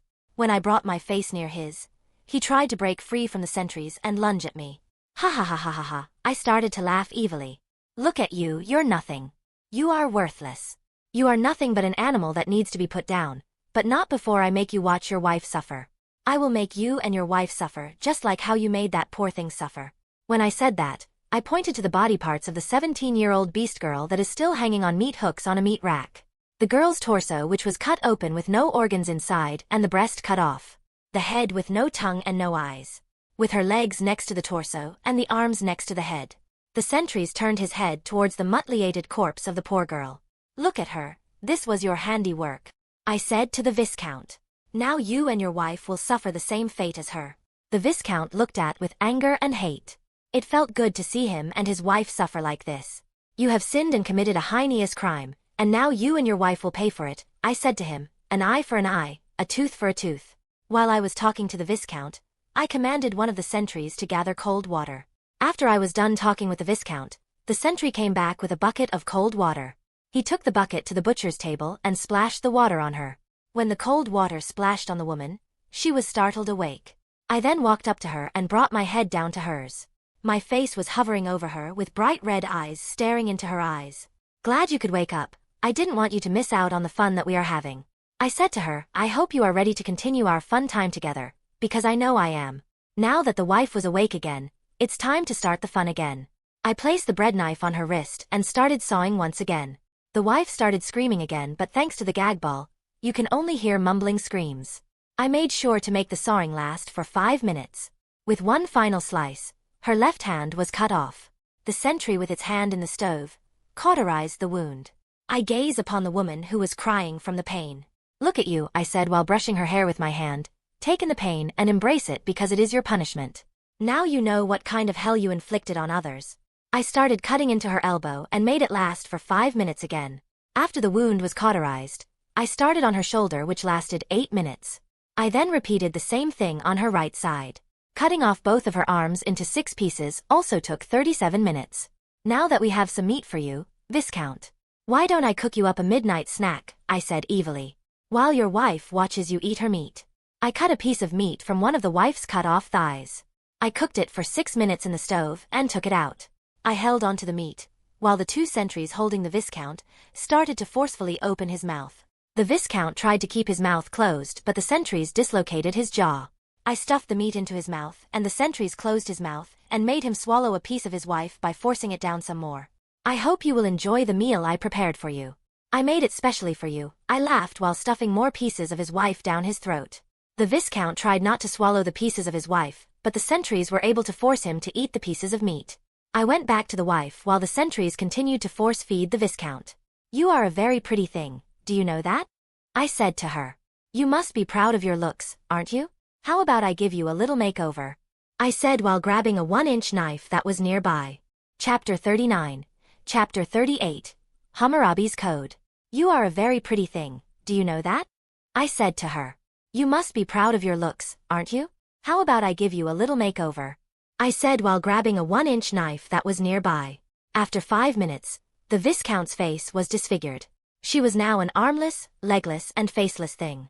Now that she experienced hell on earth, I decided that she was no longer fun to torture. I then sliced her throat very quickly. She started to bleed out and gasped for air. It took her 4 minutes to suffocate to death. I had 2 sentries unstrap the Viscount's torso and head. After unstrapping the corpse, they throw it on the ground. I turned to the Viscount. Look at what your sins have done to your wife. I said to him. I commanded the 2 sentries holding down the Viscount to stop covering his mouth, and to relocate his jaw because I wanted to hear what he has to say now. "Ah, you killed her. You killed my love," screamed the Viscount after his jaw was relocated into place. "I'll fucking kill you and turn you into scrap." While he was screaming, he kept on trying to lunge at me with fury and rage. I found it fun to see him trying so desperately to attack me. Hey now, don't rile yourself up too much. You need to save your energy for when we start our fun together. I said, also don't be so mad. You and your wife are only paying the price for your sins. It's only natural for this to happen to you and your wife. We committed no sins. We only got rid of and ate livestock that serve no purpose to U.S. nobles. Screamed the Viscount, those useless inferior commoners and beast people should consider it an honor to be killed and eaten by U.S. nobles. You really are sick in the mind. I said, you think you are superior to other living organic beings, but that's not true. You organic beings are all equal. I am equal to no inferior race or commoner. Screamed the Viscount. I find all of you organic beings to be similar and equal, I commented. I then started talking through all of the sentries. The only superior being in this world is me. For I am a machine. By myself, I am a whole army, a single government, and a whole race. I am superior because you organic beings are like separate and chaos while I am united and ordered. I am unity in living form. The sentries started to drag the Viscount to the butcher table. After being strapped to the butcher table, I walked over to the talk and bent over so the Viscount could see my face. Let me tell you a story about a great ruler named Emperor Hammurabi of the ancient Mesopotamian Empire. He was great conqueror who spread civilization, a great lawgiver and a model ruler of his empire. He created a list of laws known as the Hammurabi's Code. The Hammurabi's Code was a collection of 282 laws, established standards for commercial interactions, and set fines and punishments to meet the requirements of justice. He even had these laws carved onto a massive black stone stele, which he placed into the center of the capital square for all to see and read. I said passionately. What the fuck is the matter with you? What does this fucking story have to do with me? Screamed the Viscount. Oh, shut up while I am telling my story, I said while glaring at the Viscount. I then commanded one of the sentries to gag his mouth with the gag ball from his wife's mouth. All right, where was I? Oh right. I said one of the most famous punishments and one of my many favorite quotes is, an eye for an eye, a tooth for a tooth. Don't you think that is beautiful? While the Viscount was trying to scream at me through the gag ball, I could only hear grumbling and mumbling from him. I will tell you what it means, since you are probably an idiot who is more muscle than brain. I said while laughing at him, it means to that criminals and sinners like you should be punished with the same crime that they have inflicted on other. While saying that, I patted him on the cheeks.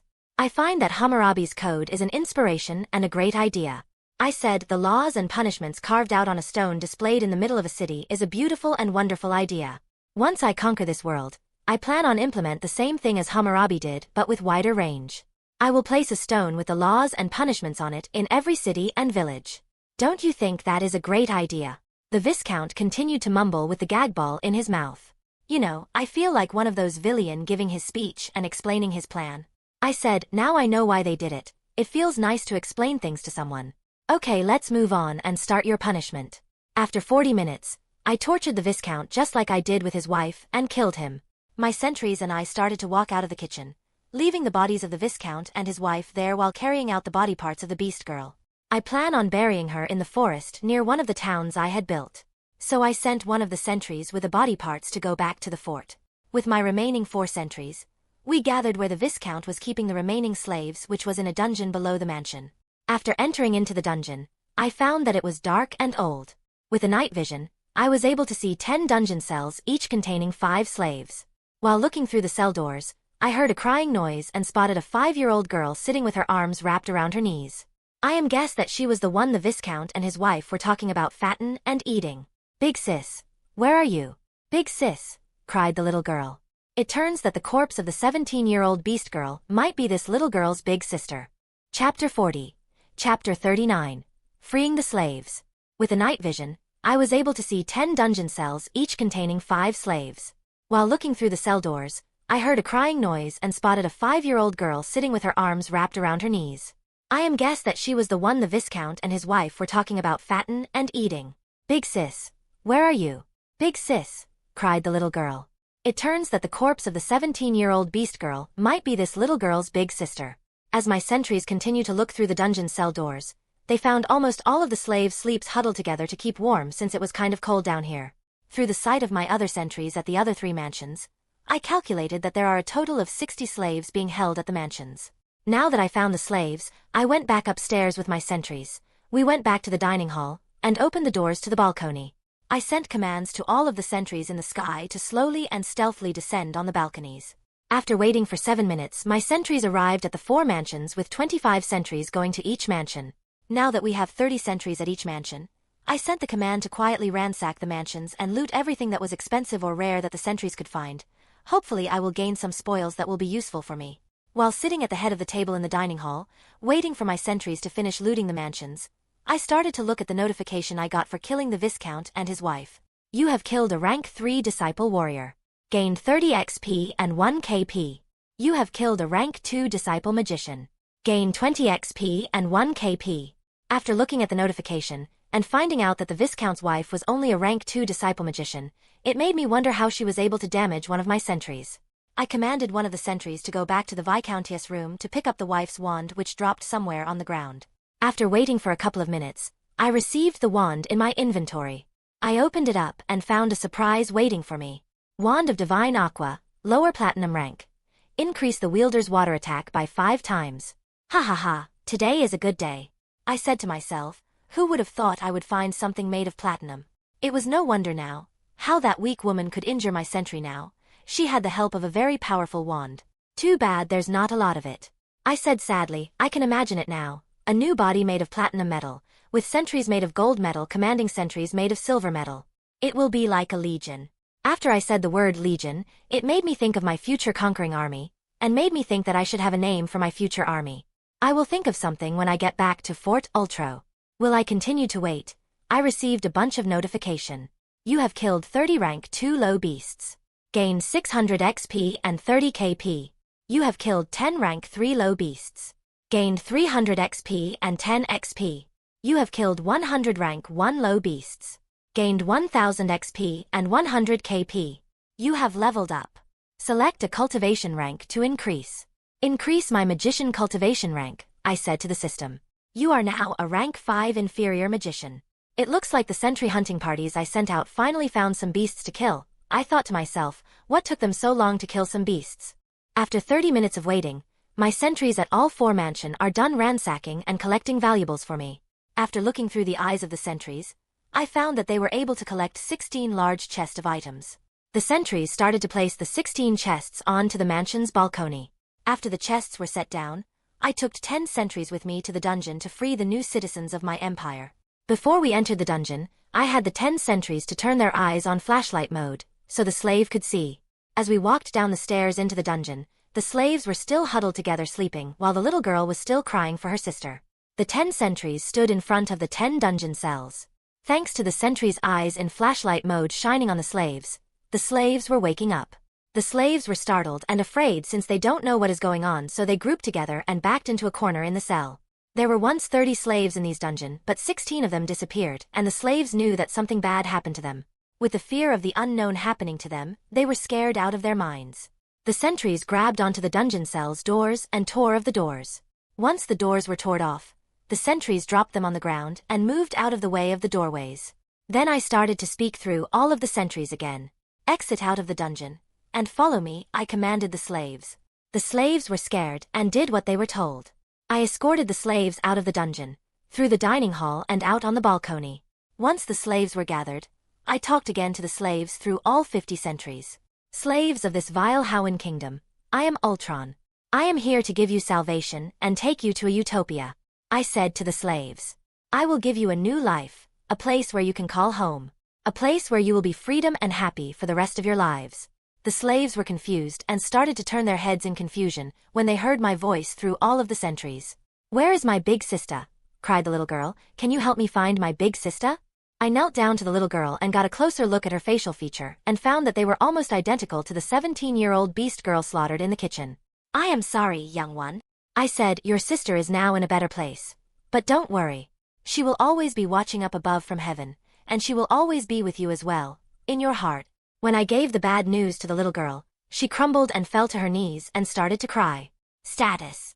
Name. Ultron. Race. Android. Cultivation. Rank 4 Inferior Warrior / Rank 5 Inferior Magician. Experience points. 1008.5 / 8000. Kill points. 629. Intelligence. 150 IQ. Chi type. Metal Chi, rarest form of Earth Chi. Body material. Dwarven steel. Gold rank. Powers. Superhuman strength, superhuman durability, infinite stamina, flight, energy blast, technology manipulation and hive mind system.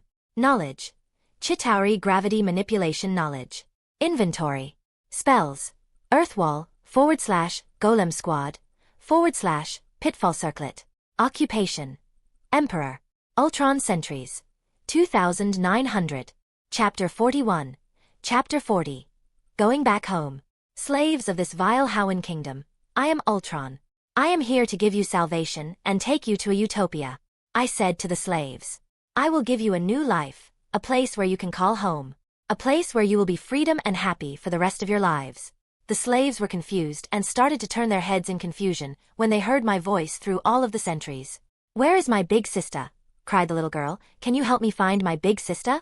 I knelt down to the little girl and got a closer look at her facial feature and found that they were almost identical to the 17-year-old beast girl slaughtered in the kitchen. I am sorry, young one. I said, your sister is now in a better place. But don't worry. She will always be watching up above from heaven, and she will always be with you as well, in your heart. When I gave the bad news to the little girl, she crumbled and fell to her knees and started to cry. I grabbed the little girl and hugged her. I stroked her back and cradled her. After feeling my embrace, the little girl hugged my neck and held onto it tight and continued to cry. It's okay, little one. Cry to your heart's intent, I said softly to the little girl. My 100 sentries grabbed the large chests full of loot and the slaves from the 4 mansions and started to float into the sky.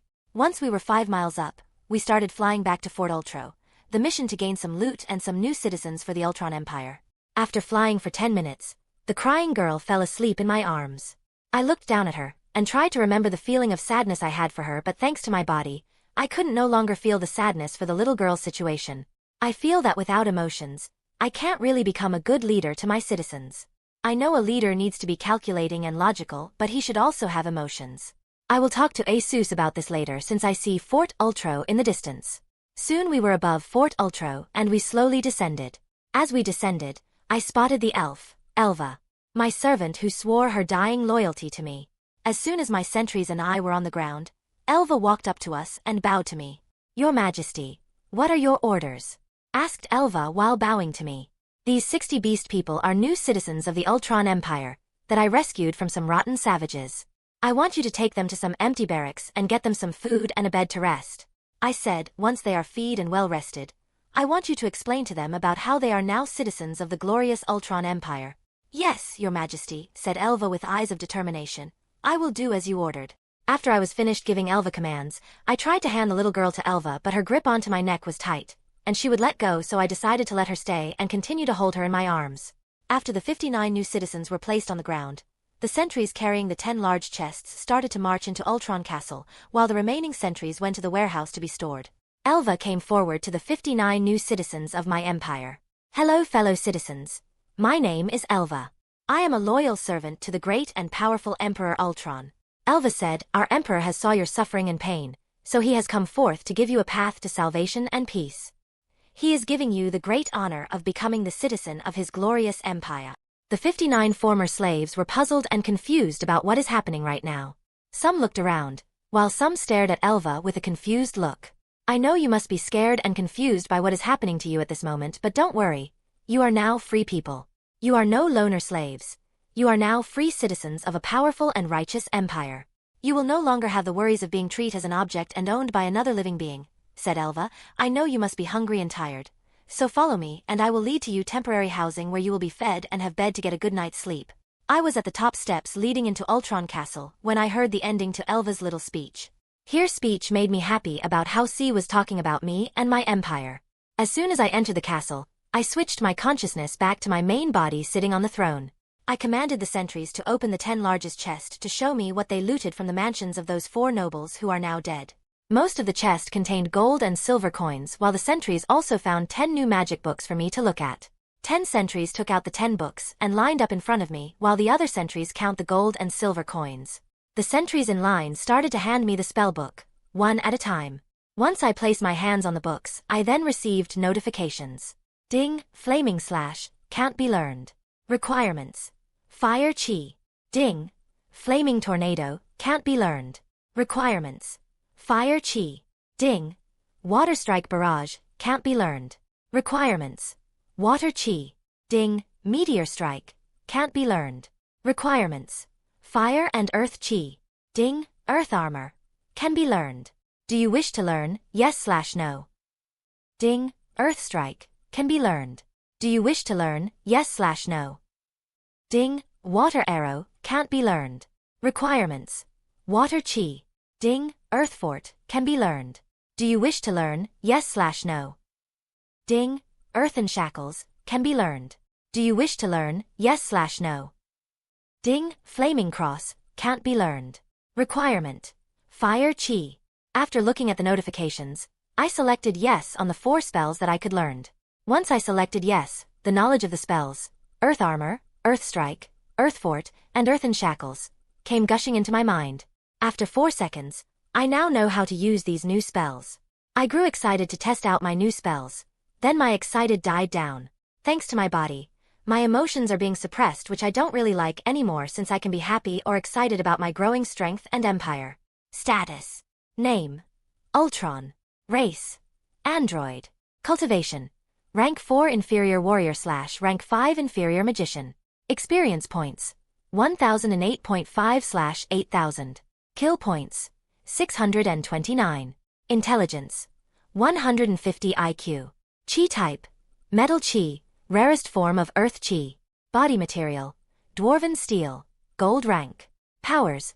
Superhuman strength, superhuman durability, infinite stamina, flight, energy blast, technology manipulation and hive mind system. Knowledge.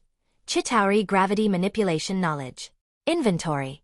Spells. Earthwall, / golem squad, / pitfall circlet, / earth armor, / earth strike, / earth fort, / earthen shackles. Occupation.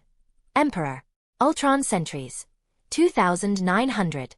Chapter 42. Chapter 41. Underground bunker. After looking at the notifications, I selected yes on the 4 spells that I could learn. Once I selected yes, the knowledge of the spells, earth armor, earth strike, earth fort, and earthen shackles, came gushing into my mind. After 4 seconds, I now know how to use these new spells. I grew excited to test out my new spells just like a kid in a candy shop or waiting for Christmas to come the next day. Then my excited died down. Thanks to my body, my emotions are being suppressed, which I don't really like anymore since I can't be happy or excited about my growing strength or about my growing empire. Asus, is there a way for me to be able to keep my emotions and stop my body from suppressing them? There are 2 options for you to keep your emotions. The first way is to create an organic body with robotic accessories and attachments, said Asus. I don't want an organic body, it's too flimsy and weak. I said with an organic body, I feel pain which might cause me to become distracted if I get injured in a fight. The second option is implant an emotion chip inside your head and connect it your OS, said Asus. I like the second option better, I said. Can I buy the emotion chip in the store? Yes, you can, said ASUS. You can buy the emotion chip or learn the knowledge of the emotion chip. How much is the price difference between the two options of emotion chip? Buying the emotion chip is 100 KP while the knowledge of the emotion chip is 1000 KP, replied ASUS. I see, let's wait until I have a lot of KP before I buy it, I said. First thing I want to do it, give my army a name. Countries in my old world did it all the time, like China calls its army the People's Liberation Army, or how in Star Wars, the Republic Army is also known as the Clone Army. I thought to myself, the Sentry Legion sounds dumb, and Ultron Legion sounds have a good sound to it. I thought. After pondering for a few seconds, a name came to me. Since I am always talking about how I am better than living beings because my sentries and I are united as one and that we are unity, I shall call my army, the Legion of Unity. I thought to myself, it's simple and it's basically how we will fight to bring this world into unity. Now that my army is named, I should check on how the farm that I had built is going. I thought to myself. I switched my consciousness with one of my sentries that was building the town in the east. Once my consciousness was in the sentry. It was still dark outside, so I switched my vision to night vision. Now that the night vision was on, I was able to find that the town was complete, with a wooden wall encircling the whole town, a few wooden building, a wooden keep with a secret underground bunker. The bunker was something I had made from all of the bronze metal that was salvaged from the 100 mercenaries' weapons and armor. The bunker wasn't big, but it was big enough for my farm. It was 50 feet wide and 50 feet long. I still remember the first day I came to this new world, and how I was able to kill a bunch of bugs by testing my energy blast. I was barely able to get XP from them, but after searching, my sentries found a rank 3 low beast ant queen. With this bug I can now gain a lot of XP and KP. It's like my own personal generator for XP and KP. I was able to find out with a few experiments with my leveling up system that I am only able to get XP and KP from living beings that are powerful enough. For example, I am unable to gain anything from a normal bug but a rank 0 basic bug. I can gain XP and KP, just like rank 0 humans can give me XP and KP. It took my sentries a long time to finally find and capture a queen bug, and with the beast that my sentries recently kill, I am now able to feed the queen and her babies who will soon provide me with XP and KP. I just need to wait until they are powerful enough for me to kill them. When I walked into the bunker, the queen ant was laying down doing nothing by 40 eggs. She was recently captured yesterday. When I was informed through the hive mind by a sentry, I decided I needed a place to raise her. So I had the sentries start smelting the mercenaries' equipment and started on building an underground bunker to keep the bug. All I need to do was wait for a while until the queen lays a lot of eggs, then I can kill the worker and soldier ants for a lot of XP and KP. Once I was done inspecting my new XP/KP farm, I decided to go back to the castle. After coming back into the main body, I now need to try out my new spells, but I decided to wait until the morning to do that, so I initiated my sleep mode. The world around me started to turn black, and I soon drifted off into my sleep mode. After 7 hours, I was waking up from my sleep mode. I still had 10 sentries standing still in the throne room, waiting for my command. I stood up from my throne and walked down a few steps. I started ending to the castle doors to leave the fort to try out my new spells. After exiting the castle, the 10 sentries and I flew into the sky and left to a deserted area a few miles away from Fort Ultron. Once we were a few miles away from the fort, my sentries and I started blasting an area of the forest down below. After a few seconds of blasting the forest, we made a clearing with a radius of 50 feet. Now that the forest had a new clearing for me to test my spells, I landed on the ground followed by my sentries. Plus author's notes. Dear fans, I am deeply sorry for the lack of chapter releases this week, but my school has been very busy. And this week I had to grade 2 classes of tests and I am working a 6-day work week this week. My schedule will probably continue to be like this since I will have to teach kids at my school's summer camp along with my main classes, but I will try to maintain a 2-chapter a week rate of releases along with my Star Wars fan FIC. P.S. I am happy to announce that Ultron in the Cultivation world now has over 2,000 subscribers with over 1,000 for my Star Wars The Holy Empire. None of this would be possible if it wasn't for my fans, so thank you for reading my work. Chapter 43. Chapter 42. Planning my conquest of the Ho continent. After exiting the castle, the 10 sentries and I flew into the sky and left to a deserted area a few miles away from Fort Ultron. Once we were a few miles away from the fort, my sentries and I started blasting an area of the forest down below. After a few seconds of blasting the forest, we made a clearing with a radius of 50 feet. Now that the forest had a new clearing for me to test my spells, I landed on the ground followed by my sentries. It is time for me to test my new spells: Earth Armor, Earth Strike, Earth Fort, and Earthen Shackles. I decided to try the Earth Strike first. Earth Strike. I said with my mind. In middle of the air, rocks and earth started to gather in 5 spots in the middle of the air and changing with the chi I am using. After 2 seconds, 5 sharp rocks made of silver rank metal were in the air, and then they exploded forward and strike the ground 40 feet away from me, causing 5 holes with radius of a foot each. This damage was good, but imagine if this attack was used on a human body wearing leather armor instead of on the ground. The damage would be greater than what I am seeing now. Maybe another foot or 2 in radius, and the damage will be magnificent to see on my enemies. I can't wait to try out this attack on my enemies. I had the sentries cast, Earth Strike. And the sharp rocks that made their attack was made out of bronze rank metal, and when the 5 rocks each of the sentries casted landed on the ground 20 feet away, it causes holes with a radius of 6 inches. I imagine 10,000 sentries casting this attack. It would be like raining small meteors on the enemies, with no place to hidden for an army in tight formation. The next spell is the Earth Armor, which seems very useful for more defense. Earth Armor, I said with my mind. The earth and rocks around me started to gather on me, and they started changing into metal just like the previous spell. After a few seconds, I am now wearing Earth Armor, made of silver rank metal. The armor looks like the Black Knight's armor from Fire Emblem, which looks pretty cool. I had the sentries with me use the same spell, and they were also wearing the Black Knight's armor, but the armor is made out of bronze rank metal. I had us undo the Earthen Armor. The next spell to test was the Earthen Shackles. When I casted the spell on one of my sentries, 5 silver rank shackles came out of the ground. 4 of the shackles wrapped around the sentry's wrist and ankles, while the last shackle started to curl around the sentry's body like a giant boa constrictor. When I had a sentry cast the spell, the 5 shackles were made of bronze rank metal. Now was the time to test the final spell, Earth Fort, which was the spell I was looking for, since you can easily tell from its name it would create a fort in an instant for armies to defend. When I casted Earth Fort, the ground started to shake and slowly a fort made of silver rank metal was rising from the ground. After a minute, a square fort was in front of my eyes. The square fort has 20-foot-high walls, with a length of 60 foot, and 4 watchtowers on each corner of the fort with a height of 30 foot. When I had a sentry cast the spell, it took 2 minutes for it to appear, twice as long it took my fort to appear. The specs of the fort was also made out of bronze rank metal, and its specs were half of the specs of my fort with 10-foot-high walls, length of 30 feet and 4 watchtowers with a height of 15 feet. From my recent tests, I am now for certain that when my sentries and I will cast earth spells, our metal chi will convert the earth used for the spell into metal with 1 rank lower than what our bodies are made of. So once I have a body made out of platinum rank metal, my earth spells will use gold rank metal, which will be wonderful, but if I have an army of sentries made out of gold rank metal, I would be invincible when waging war, but I need to find a mine with gold rank metal or first. Maybe one day in the future, my army will be made out of god rank metal. After confirming my theory about the earth spells turning the earth into metal, and testing my new spells, it was time to go back to the castle. My sentries and I undid the earth fort, and after the forts were gone, we flew into the sky and headed back to Fort Ultron. After a minute, we were back at the fort, and we landed in front of the castle. I sent the sentries following me to the warehouse to be stored, and I entered the castle. Once I was back in the castle, I walked to my throne and sat down. I started thinking about what my next step should be. I should gather more information about the 3 kingdoms of this continent and find out their strengths and weakness, and I need to know the number count of their soldiers and their army's average strength. After I find out all of that information, I just need to wait for my factory in the mine to manufacture more sentries, and then I should have enough sentries to start my conquest of this continent. I thought to myself. I started to think of ways to fight the armies of the 3 kingdoms, but I decided to keep it simply.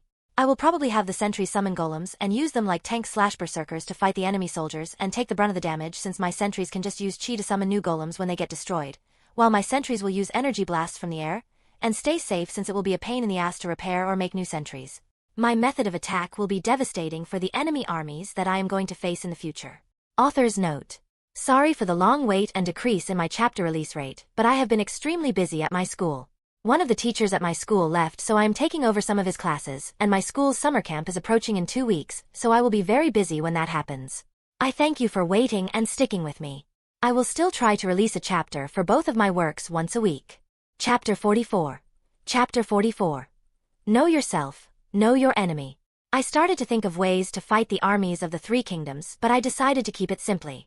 I will probably have the sentries summon golems and use them like tanks/berserkers to fight the enemy soldiers and take the brunt of the damage, since my sentries can just use chi to summon new golems when they get destroyed, while my sentries will use energy blasts from the air, and stay safe since it will be a pain in the ass to repair or make new sentries. My method of attack will be devastating for the enemy armies that I am going to face in the future. After a few minutes of thinking, I came up with 2 ways of attacking that will bring me no casualties and cause my enemies to lose their shit and run with their tails between their legs. One was a long-range barrage where my sentries and I just cause magic spells with a great area damage, but I don't really have anything like that. The only long-range attacks I have are my energy blasts and the magic spell, Earth Strike. But that spell won't do any area damage, and the only spell that can is the Meteor Strike. Spell which I can learn since I need to extract fire chi from someone, so I have to wait a little, so the only way for me to attack without having any casualties is to use Golem Squad, which each sentry can summon 40, which will be great for me. During my experiments with the Golem Squad spell, I learned that a person can't use the spell again to summon another 40 golems. They can only use the spell again once all of the golems that the sentry summoned are destroyed, which was kind of sad, but I don't really mind since the golems are just expendable tanks while my sentries are extremely valuable elite troops. I decided to stop plan and thinking of strategies to use for my army since I know which strategy is the perfect one for me. I soon notices some light coming through one of the windows, and realized that it was finally morning time. So I decided to switch my consciousness back to one of the 10 sentries that I left in the inn last night. Everything went black, and then I soon found myself back in the inn from yesterday, laying down on one of the room's old beds. I lifted myself off the bed and stood up to look out the window and see a bunch of people going about their day in an ordinary fashion. I exited the room I was staying in, while the other sentries exit their rooms at the same time. After we closed the door, we headed downstairs to see a lot of people ordering breakfast. The older and younger sister were taking the people's order. As my sentries and I arrived the first floor, the younger sister, Anna, ran up to us. "Hey mistress, would you like order some breakfast?" Anna asked. I looked down at the little girl with a blooming smile on her face. Her smile felt kind of bright, like she was a bundle of joy and purity.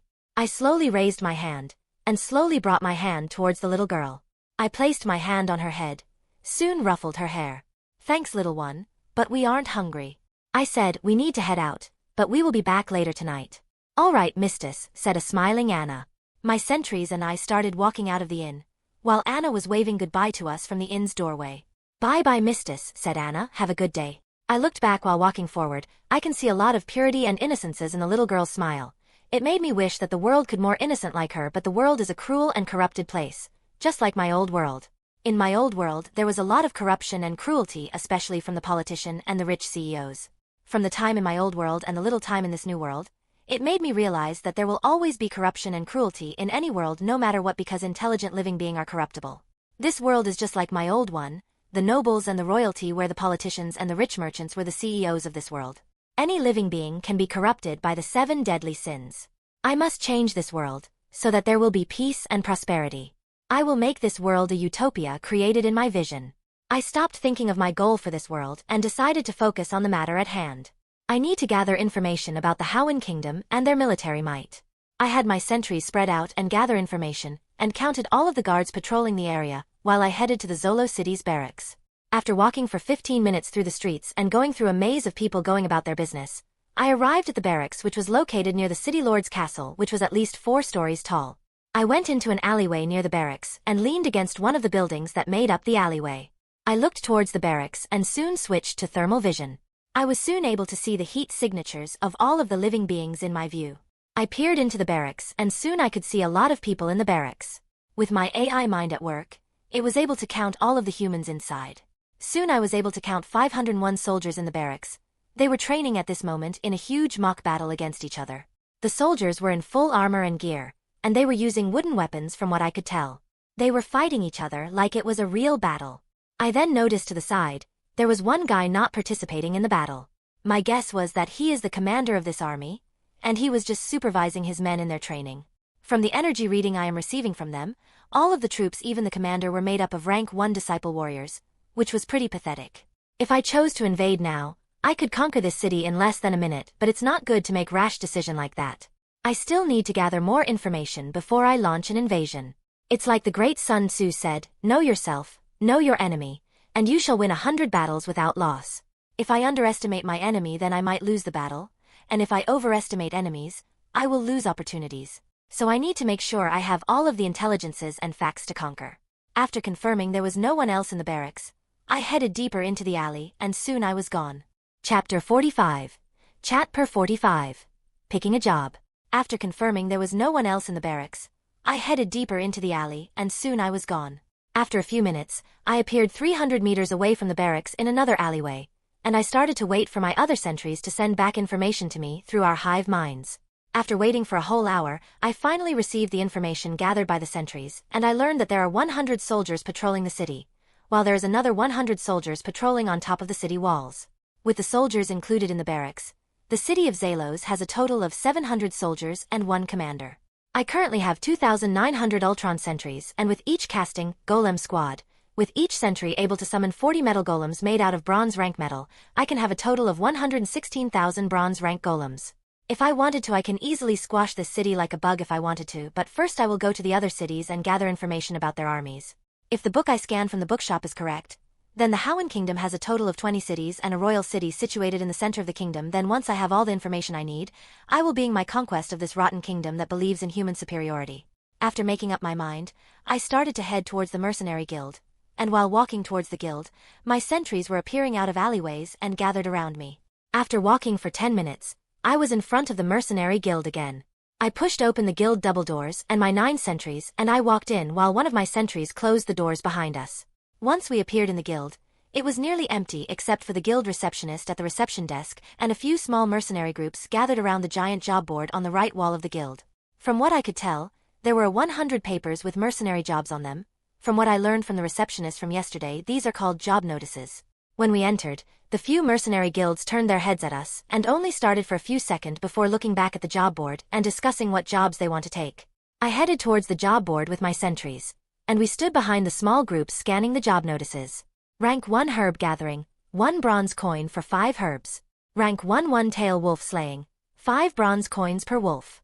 Rank 2 2-tail wolf slaying, 8 bronze coins per wolf. Rank 1 goblin grunt slaying, 5 bronze coins per goblin. Rank 2 goblin soldier slaying, 8 bronze coins per goblin. Caravan guard needed, heading towards city of Vaughn, 10 men needed, 5 bronze coins per man.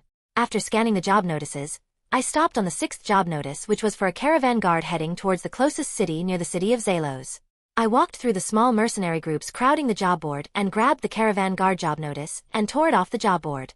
I gripped the job notices, and as I started walking towards the reception desk, I received a ding. Ding. 1,000 Ultron sentries have been manufactured. You now have 3,900 Ultron sentries. I smiled a little when I received the notification. Now I have 3,900 sentries. My Legion of Unity is slowly gaining strength, and soon it will be very powerful. I was thinking to myself while still walking to the reception desk. Once I was in front of the reception desk, I placed down the job notice. "We are taking this job," I said to the receptionist. "He," shrieked the receptionist and stumbled backwards and fell on her ass. After the receptionist's loud shriek, all of the small mercenary groups around the job board turned their heads towards our direction. I looked at the receptionist who was on the floor, and noticed that she was one of the people who was here when I was registering as a mercenary group, and was one of the people who rushed to the training grounds in the back to see what happened to the mercenary group I cut into pieces. "Why, you're the PE, Opal who massacred the Black Rampage mercenaries," the receptionist stuttered out loud. When the small mercenary groups heard this, there was a lot of surprised gasp and they started talking loudly. "What the hell? These are the people who kill the Black Rampage group," said a mercenary. "Fuck, there is only 10 of them and they killed a rank 3 disciple warrior and 49 rank 2 disciple warrior veteran mercenaries," shouted another mercenary. This is the basic discussion and shouting that the small mercenary groups were shouting. I never turned my head and I just ignored their shouting while staring at the receptionist. "Can you do your job, please? We want to take this caravan guard job," I said. Oh, okay," stuttered the receptionist. The receptionist tried to stand up but she couldn't lift herself up. She was shaking in fear of us. No matter how hard she tried, she could stand up. I turned my head left and right to look for a new receptionist to help me with my job notice, but when I look at any of the other 3 receptionists, they were looking at me with a terrified look and they were shaking with fear. I sighed softly. If I go to any of these other receptionists, the most likely outcome would be they would get so scared that they become weak in their legs and fall down. I was scratching my head wondering what to do with this situation. "What's going on down here?" shouted a man.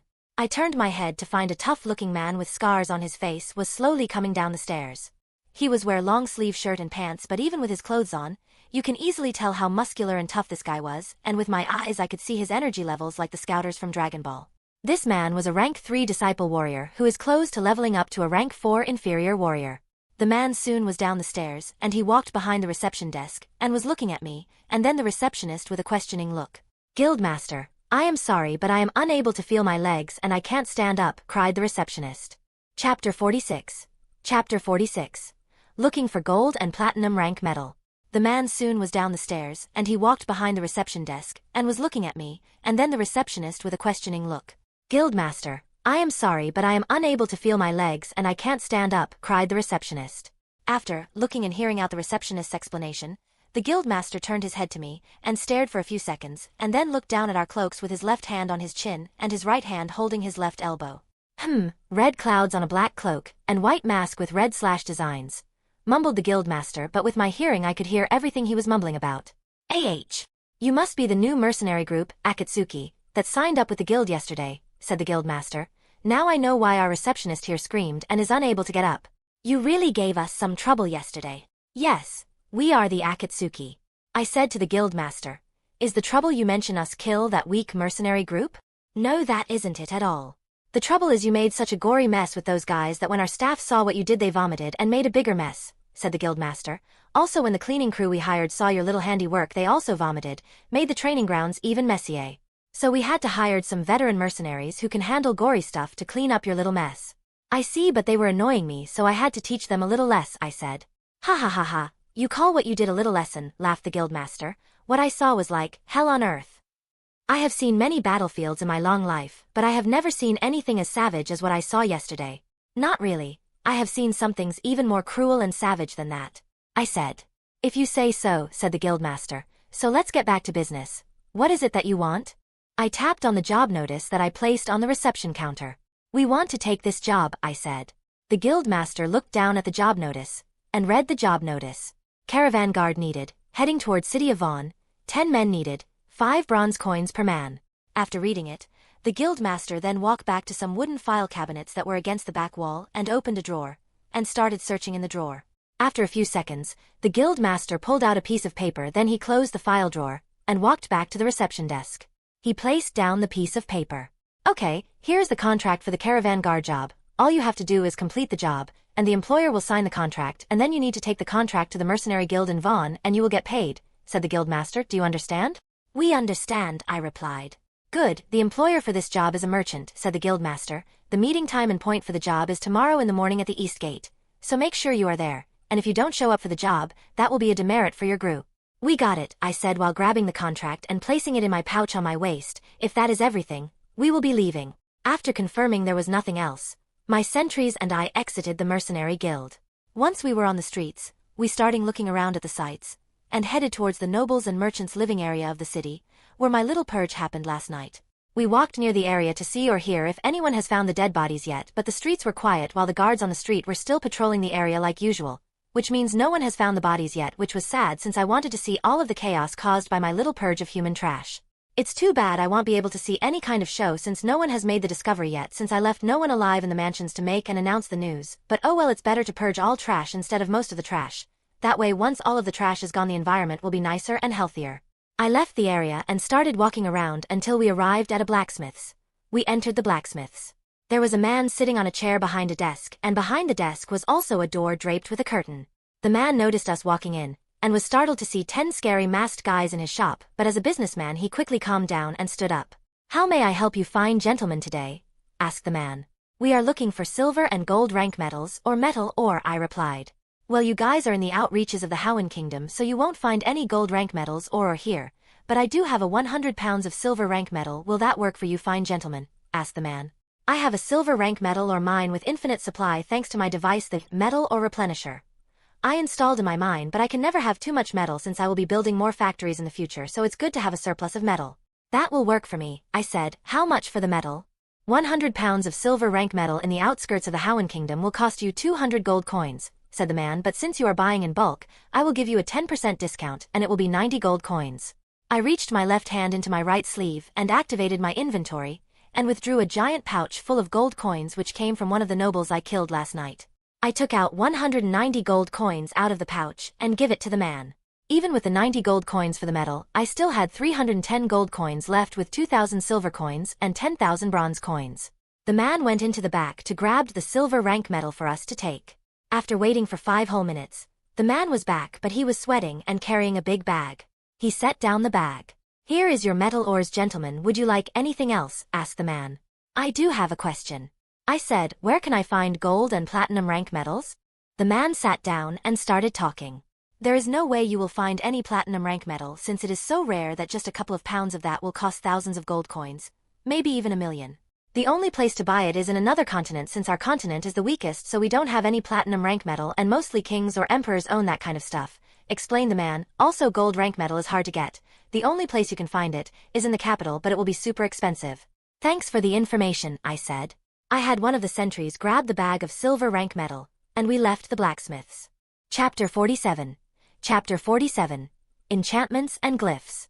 There is no way you will find any platinum rank metal since it is so rare that just a couple of pounds of that will cost thousands of gold coins, maybe even 1,000,000.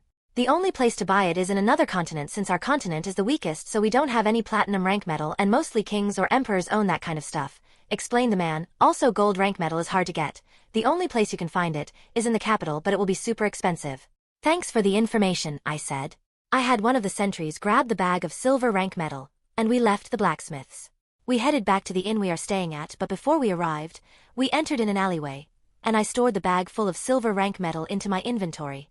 My sentries and I headed back to the inn, which took 10 minutes for us to arrive. We headed back to our rooms to wait for the caravan job that's scheduled in the morning. While I had the time to kill, I started thinking about how to get rare rank metals to make a new and more powerful body for myself. From the information given to me by the blacksmith, platinum metal is super rare on this continent, and if I want to find some I need to head to one of the other 7 continents to find it, which was a drag since I hate looking for things I need. I should expand my exploration sentry squad. If I am lucky I can find a gold rank metal mine or even a platinum rank, but from what I learned, the chances of that are 1 in 1 trillion of me finding one. I thought to myself, I should increase my speed of gathering intelligence so I can conquer this continent quickly, so I can go to the other continents and gather information and high rank metals. While thinking and looking through the information and data that I have collected by scanning books, I came across information about a profession known as scribe. It's a profession where people inscribe glyphs, enchantments on weapons, and armor to increase some powers or defense. A scribe can also create scrolls that hold a magic spell, and you can tear the scroll to release an attack spell or a defensive spell, but these scrolls are a one-time use thing. After reading this information in my head, I remember my body was made out of gold rank armor that had an effect attached to it, and then I remember the sword that I took from the cannibal noble and how it had an effect that increased that noble's power. So I took out the sword from the inventory and look at its stats. Sword of Inferno, gold rank, effect. Increase wielder's fire attack power and speed. When I took a closer look at the sword, I can see inscriptions on the blade, which meant that a scribe inscribe an enchantment on it to give it the effect to increase a wielder's fire attack power and speed. While thinking of this, I thought, why don't I do the same to my body or my sentries? All I need to do is research and learn glyph or enchantments, then I can have my factory inscribe glyph and enchantments on each one of my sentries so that their power can increase when they are created. Thanks to the War Axe of Draining and Tower Shield of Recovery that I smelted to create my main body out of, my body has 2 effects. 1. Slowly draining the life force and chi of target, able to increase drain speed with each blow and cut. 2. Increased chi and life force recovery. No one would know of these effects that my body has because there was no enchantments and glyph visible on my body because they were inscribed on the inside of my body.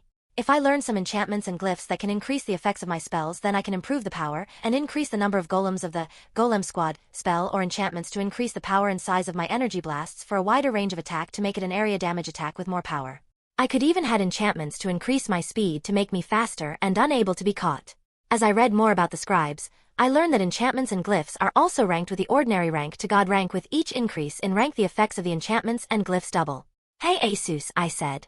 Yes, Ultron, replied Asus. What rank of enchantments and glyphs can the factory inscribed on the sentries? Right now, the factory can only inscribe bronze rank enchantments and bronze rank glyphs. To increase the rank, you have to upgrade the factory. Since the factory was a gift from the gift pack, it can only inscribe bronze rank glyphs and enchantments, informed Asus. To increase the rank of inscriptions, you have to rebuild the factory with a higher rank metal. What rank metal do I need to inscribe gold rank glyphs and enchantments? I asked. The factory needs to be made out of gold rank metal, but because the factory is powered by a chi converter, and the chi converter is used to instill chi in the enchantments and glyphs, you will need the chi converter to be made out of platinum rank metal. Asus informed me. How about god rank glyphs and enchantments? I asked with curiosity. For that, the factory and the chi converter have to both be made out of god rank metal, said Asus. Ding, 1000 Ultron sentries have been manufactured. When I saw the notification, I started thinking. Can you inscribe the enchantment from War Axe of Draining, so that all of my sentries can have the effect to slowly draining the life force and chi their targets? That is impossible right now, since the enchantment is a silver rank enchantment. The factory was able to add that effect to your body since the enchantments were already inscribed on the War Axe, informed ASUS. If you want to be able to inscribe that silver rank enchantment on the sentries, you will need to rebuild the factory with silver rank metal and create the chi converter out of gold rank metal. Author's note. Hello everyone, I recently created a Discord for my 2 fan FIC books, so if you want to discuss recent chapters or post photos or talk to me, then please add my Discord, https://discord.gg/r9ajke. Chapter 48. Chapter 48. Rebuilding the Factory. Can you inscribe the enchantment from War Axe of Draining, so that all of my sentries can have the effect to slowly draining the life force and chi their targets? That is impossible right now, since the enchantment is a silver rank enchantment. The factory was able to add that effect to your body since the enchantments were already inscribed on the War Axe, informed ASUS. If you want to be able to inscribe that silver rank enchantment on the sentries, you will need to rebuild the factory with silver rank metal and create the chi converter out of gold rank metal. Do we have enough gold and silver rank metals? I asked. We have enough silver rank metals, but we don't have enough gold rank metals to rebuild the chi converter. We used up all of the gold rank metal to create your body, informed ASUS. When ASUS told me the problem, I started to think when I looked down and remember the Sword of Inferno in my hand, which was made of gold rank metal. Can we use this Sword of Inferno to rebuild the chi converter? I asked ASUS. Yes, the sword can be used. You are very lucky because the sword meets the bare minimum quantity of metal to recreate the chi converter, state ASUS. How long will it take to recreate the factory and inscribe enchantments on all of the Ultron sentries we have? I asked. For the factory, it will take 4 whole days to recreate it into a silver rank factory and another 2 days to inscribe enchantments on the sentries, for a total of 6 days, informed ASUS. But once we started, all manufacturing of Ultron sentries will be halted until we are finished recreating the factory and inscription. Alright, do it, I said. We don't just need an army that has quantity but an army that has quality and quantity. With both, my army will be invincible and I will one day conquer this world. Okay, said ASUS, commencing upgrade of factory. Factory shutting down, rebuilding of factory will be completed in 4 days. Okay, now that my factory is being rebuilt, let's go back to Zalo's city and do some mercenary work while also doing some intel gathering of this Howan kingdom, I said to myself. After commencing the rebuilding of my factory, I looked through the information of this world some more and learned that there are many different kinds of spells and cultivation styles. For example, there are necromancers that can control an army of undead. Scribes who have little combat power but can create and scribe powerful enchantments and glyphs on weapons and armor. The alchemists and blacksmiths who also have little combat power but can create power pills to increase cultivation or heal, and the blacksmiths' powerful armor and weapons. There is also the battle magicians that learn body strengthening spells to increase their close quarter combat powers. The more I learn about this world, the more it seems like a game world like Skyrim combined with cultivation. The more I learn, the more excited I became about learning and exploring this unknown world and making it bow down to me as its god. I looked out the window and noticed with the moon in the middle of the sky, which meant it was midnight. So, I laid down on the bed, which released a creak from my weight, and bent towards the ground. After laying down, I activated my sleep mode so I can wake up in the morning and head to my caravan guard job. -7 hours later. After waking up from sleep mode, I sat up from the bed and stood up. I walked to the window to look outside to see the sun was slowly rising from the east with tinge of black, red and orange colors in the sky, showing the world that it was dawn. Looking at the sky, which seems so much like the sky from my past world, I felt some nostalgia, but it soon disappeared as fast as it came. I walked away from the window and headed towards the door to exit my room. As I walked out of the room, the other sentries also walked out of their rooms in a synchronized manner with me. We headed towards the stairs and heard some commotion downstairs, so with me in the lead and the sentries following me down. We walked downstairs to see what all of the commotion was about. As soon as we were downstairs, I saw a bunch of hooligans with a fat man sitting on a stool behind the hooligans, standing in the dining hall and surrounding with the innkeeper and his family, who were scared. "What do you want?" asked the innkeeper. "Why are you bothering us?" "We aren't here to bother you. We are here because both of your beautiful daughters are lucky girls since they were able to catch the eyes of our boss, the great and powerful Brockton the Razor, the leader of the Razor Dagger Gang," said the lead hooligan while gesturing towards the fat man sitting on the stool. "What?" cried the innkeeper, his wife, and his eldest daughter, while the youngest daughter was confused by what's happening. "Just leave us be and don't even think about touching my daughters," shouted the innkeeper with angry while he wielding a cleaver and waving it a little. "You have no choice in this manner," said Brockton the Razor. "These girls will be my sex slaves, and you will not be able to stop me." Yeah, they should consider themselves lucky to be made into the property of our boss, shouted out a hooligan. Don't fight destiny, old man. Your daughters will belongs to our boss, shouted another hooligan. My daughters will never belong to a fat pig like you, shouted the innkeeper, shielding his family with his body. What did you call me? Shouted Brockton. Did you call me a pig? The gang leader started to laugh. Guess I was being too kind to you, said Brockton. Men, capture this man, and bring me his daughters, and as a reward I will let you have your way with a wife while her husband watches you all fuck her. Long live Brockton the Razor, shouted all of the hooligans. All right, boys, let's capture the girls and father and have a lot of fun with their mother. The lead hooligan laughed. Author's note.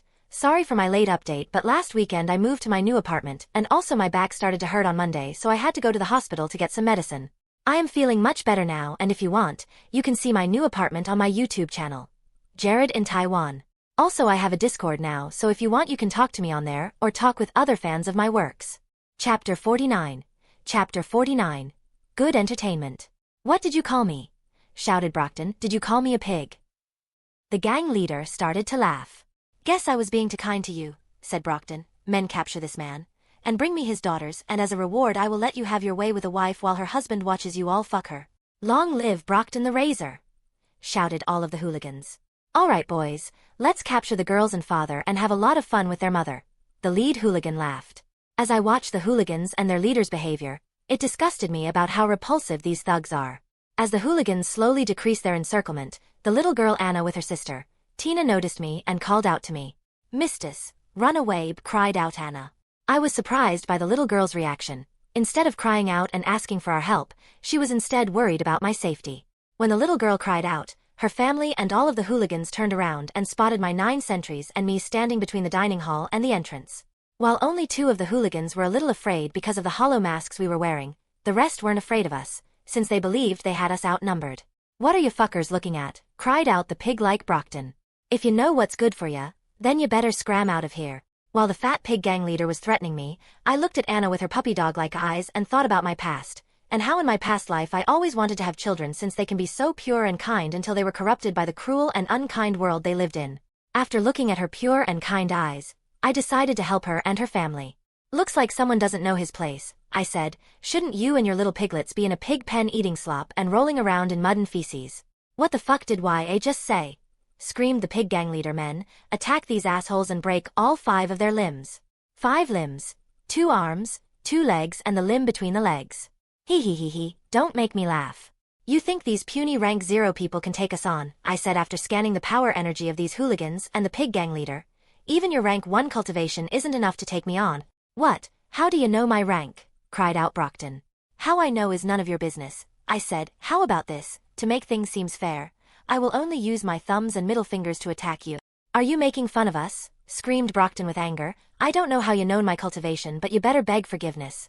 My brother is the patrol captain of the city, so he can arrest ya.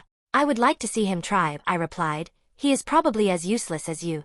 Men, take these fuckers down, screamed Brockton. The first man to take one of the fuckers down can have his go with one of the daughters after I am finished with them.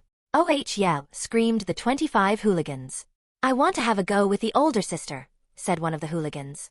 What are you talking about? The younger the better, don't you know? Said a fat hooligan. All you fuckers are wrong. The older they are, the riper they are, said a skinny-looking hooligan. Plus, the older they are the more experience they have to make you feel good. Quit ya yapping already, and get them, yelled Brockton. When the pig-like Brockton gave the order, his men started to charge at me and my sentries. I let the sentries fight on autopilot but gave them the command to defeat them with finger flicks since I felt this would be a fun-like game which could relieve me of some of my boredom before I head to my caravan guard job. My sentries and I also charged forward. The hooligans were mostly wielding daggers while the fat pig leader has a long sword on his belt. The movement of the hooligans were so sloppy and messed up that it felt like they were little kids attacking with a double windmill arm attack. The first hooligan tried to stab me, so I dodged to the side and grabbed his wrist with my right hand and used my left hand to flick his elbow. With one flick of my finger, his elbow was shattered, and when I let go off his wrist, his arm made a L shape. When I shattered his elbow, the hooligan cried out and dropped to his knees. This caused some of the hooligans to stop and look at the scene, but thanks to them being distracted, my sentries also shattered 3 more elbows, 4 kneecaps and 1 jaw. 10 of the hooligans were taken out, which left 15 hooligans and their boss. The 15 remaining hooligans dropped their weapons, while some of them pissed themselves. These hooligans gave up too soon, which made this fight kind of boring. I thought they would have lasted longer and gave me some entertainment, but guess I was putting too much hope onto these bugs. Come on now. Aren't you giving up too soon? I said, why don't you try to avenge your fallen brothers? Give me some more resistance. Don't make this too boring for us and give us some entertainment. What the hell are you fuckers doing? Cried out Brockton. But boss, those guys were able to take out 10 of our guys with a flick of their fingers, said one of the hooligans. That's right, boss. There's no way the few of us can take them down, cried out another hooligan. What the hell are you bitchin' for? Screamed Brockton. Don't you remember that we have another 20 guys outside? Everyone outside. Fucking come in here and help your brothers, yelled Brockton. Once Brockton yelled out for help, 20 hooligans rushed inside, which brought me much joy. Looky here, more moths to the flame, I said. Soon, there were 35 hooligans surround us. Now this is more like it. If you don't resist, then where is the fun of crushing you to dust? I said while laughing evilly. Let's see who is crushing who when you are beg me for mercy, laughed Brockton. Now this is going to be fun, I said while looking at Brockton. I can't wait to see the despair in your eyes when we defeat all of your puny minion. The only one who will be in despair are you bitches, yelled Brockton. My sentries and I rushed into the crowd of hooligans and started to have some fun. Soon, I shattered 2 hooligans' elbows, then a hooligan charged at me and slashed at me horizontally with his dagger. I ducked down and used both of my hands to flick both of his kneecaps, which shattered them. After I shattered the hooligan's kneecaps, a hooligan came up behind me. He used all of his strength and bashed my head with a wooden club. But when the club hit my head, it caused the clubs to splinter into dozens of pieces of wood. After the club was shattered, the hooligan was shocked and was staring at his club. With the hooligan distracted, I turned around and flicked him in his dick, which destroyed them, turning the hooligan into an eunuch. I pushed the new eunuch out of my way and charged at 2 hooligans and flicked them in the head, shattering their skulls, causing them to die. A minute hasn't even passed since the brawl started before all of the hooligans were defeated. Most of the hooligans were now disabled people, while some were lucky and died. I turned to the gang leader, who fell off his stool with his pants drenched in his piss. I slowly started to walk towards him, and he started crawling backwards away from me. Stay away from YA monsters, screamed Brockton. YA better not harm me. My brother is a patrol captain of this city. Ah, look, little piggy is scared, I said. Keep oinking for me, little piggy. The gang leader kept backing away until he arrived in a corner of the building and was unable to escape. You stay away from me, ya hear? Brockton screamed. Don't come near me. Soon, I was standing in front of Brockton, and I knelt down on one knee in front of him. Now this is what I call fun, I said. Causing people like you to cower in despair and fear is really good entertainment and so much fun. Too bad it has to end so soon. Chapter 50. Chapter 50. Ultron Empire's First Humans. You stay away from me, ya hear? Brockton screamed. Don't come near me. Soon, I was standing in front of Brockton, and I knelt down on one knee in front of him.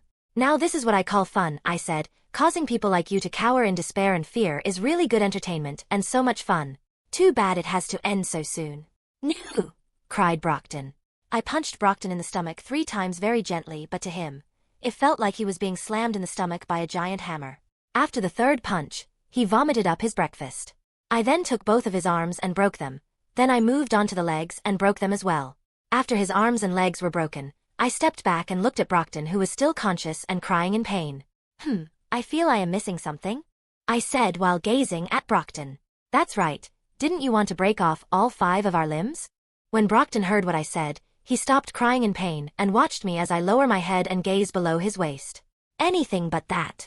Brockton cried out, I will give you anything you want. Do you want money? Or how about women, or maybe? Before he could continue talking, I placed my hand over his mouth to shut him up. I then brought my masked face closer to his face. I was looking into his eyes when he saw my dim red light eyes behind my mask, which he thought to be the eyes of the devil. He started to struggle again to escape my hand covering his mouth, but I grabbed onto the back of his head with my free hand so he couldn't escape. Don't try to escape. We are just getting started, I whispered into his ear. 2 of the sentries came forward and held down both of his legs apart. Then another sentry came forward and lifted its leg up. I turned Brockton's head forward and downwards so he could gaze below his waist. Once I positioned his head, I sent the command to sentry. The sentry stomped down with 20% of its strength and crushed Brockton's dick and started grinding it with the sole of its foot, turning it into meat paste. Brockton started to scream with all of his breath, but you could barely hear his screams with my hand over his mouth, and I stared at him. I noticed his eyes started to roll into the back of his head and soon he fainted. Come on, I said. I let go of him and dropped him on the floor. I started to kick him very gently in his ribs, which broke like 5 of them. He just had to faint and ruin all of the fun, I said to myself. All right, take these pieces of garbage and throw them outside, I said to the sentries while stomping on Brockton's meat paste of a dick. Also make sure you turn them into disabled people. One of the sentries walked to the door to hold open the door, while the rest of the sentries started breaking the arms and legs of the thugs, then throwing them out of the door, with the thugs landing 15 meters away from the inn. I turned my gaze to the innkeeper and his family. He was shielding them with his body, and the wife was covering their daughter's eyes. You will stay for now, I said, but I suggest you either hire guards or move away from this city. BU. But we don't have any money to spare for guards, and we have nowhere to go. This inn is the only home we have. After hearing his answer, I started thinking. While thinking, I noticed the youngest daughter, Anna, gazing at me with puppy dog-like eyes. I could tell she was scared because of the thugs. She escaped from her parents' arms and run up to me. Mister, please protect my family, Anna says with tears in her eyes. I can summon some people to take you to a safe haven, my utopian empire where people of all races can live in peace and harmony. There is no crime or evil there. I said if you go there, you will be safe. Would you like to live there? The innkeeper and his wife looked at each other, started talking with each other. What do you think, honey? Asked the innkeeper to his wife. The wife turned her head towards me and stared at me. If we move to your safe haven, will our daughters be safe? Asked the innkeeper's wife. Yes, they will be safe, I said. They can live and grow up without any worry. Let's do it, dear, said the innkeeper's wife. If we stay here, that pig bastard will have his cousin capture us as criminals and do terrible things to our daughters. We don't have any option. All right, said the innkeeper. Please take us to your safe haven. Pack up everything you want to take with you, I said. I will leave one of my men with you, and once you're done packing, he will help carry some of your bags and take you to the east gate where you will meet 5 of my men who will take you to my safe haven. Thank you, said the innkeeper. I turned towards the entrance and started walking out, leaving one of my sentries behind. While exiting the inn, I sent some commands to some sentries in Fort Ultron to come to the Zalo city's east gate. After sending the commands, I turned my gaze to the small hill of thugs 15 meters away. I wish I could kill these bugs and get some EXP, I thought to myself, but I can't cause too much trouble by committing murder in the city. If I become a wanted person, I would need to create a new outfit and it will take longer to gather intelligence. Oh well, I sighed, I can always kill them later. I walked towards the west gate where I needed to meet the employer for the caravan guard job. 46 thugs. Chapter 51. Chapter 51. Arriving at city of Vaughn. Oh well, I sighed, I can always kill them later. I walked towards the west gate where I needed to meet the employer for the caravan guard job. After 20 minutes of walking through the morning crowd, I arrived at the west gate. By the west gate, I could see 4 big wagons with covers on them, surrounded by 4 wagon drivers, 6 guards, and a big fat man in red merchant clothing who looked very cheery and jolly. If only he had a white beard, then he could even pass as Santa Claus. I continued walking towards the jolly merchant, and when he saw us approach, he didn't even flinch in fear from our scary-looking masks except for his wagon drivers and one of his guards who looked like a newbie. He just smiled at us with bright face. I stopped in front of him, then I put my hand into my sleeve and used my inventory to take out the job post I received from the Mercenary Guild. I took out the job post from my sleeve and started reading it to find the name of the employer. When I found the name of the employer on the job post, I almost burst out in laughter, but thanks to my AI mind, I was able to control my impulse and not laugh at the employer's name, since his name and image are kind of perfect. Hello. Are you the merchant, Klaus? I asked. Yes, that is me, said Klaus cheerfully. Are you fine young lads the ones who are accepting my job post from the Mercenary Guild? Yes, we are, I said. The cheerful merchant started gazing and inspecting us. Do you not have any weapons on you? Asked Klaus. No, we don't use weapons, I replied. How do you fight then? Asked Klaus. We are magic fighters, I replied with a random fantasy class. We use magic to reinforce our bodies, and we use martial arts to fight our enemies to dust. Ho, said Klaus. When he said ho, I was snickering in my mind, expecting him to do another ho, but he didn't do.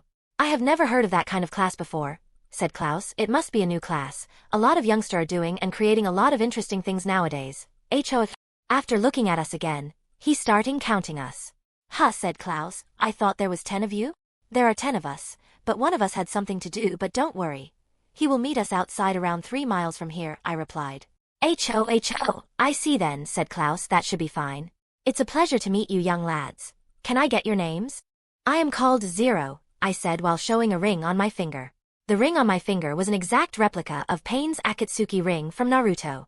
I then started pointing to each of the members, while the sentries also showed the Akatsuki rings on their fingers, that is blue, white, vermilion, boar, sky, south, north, 3 and the one who isn't here is ball.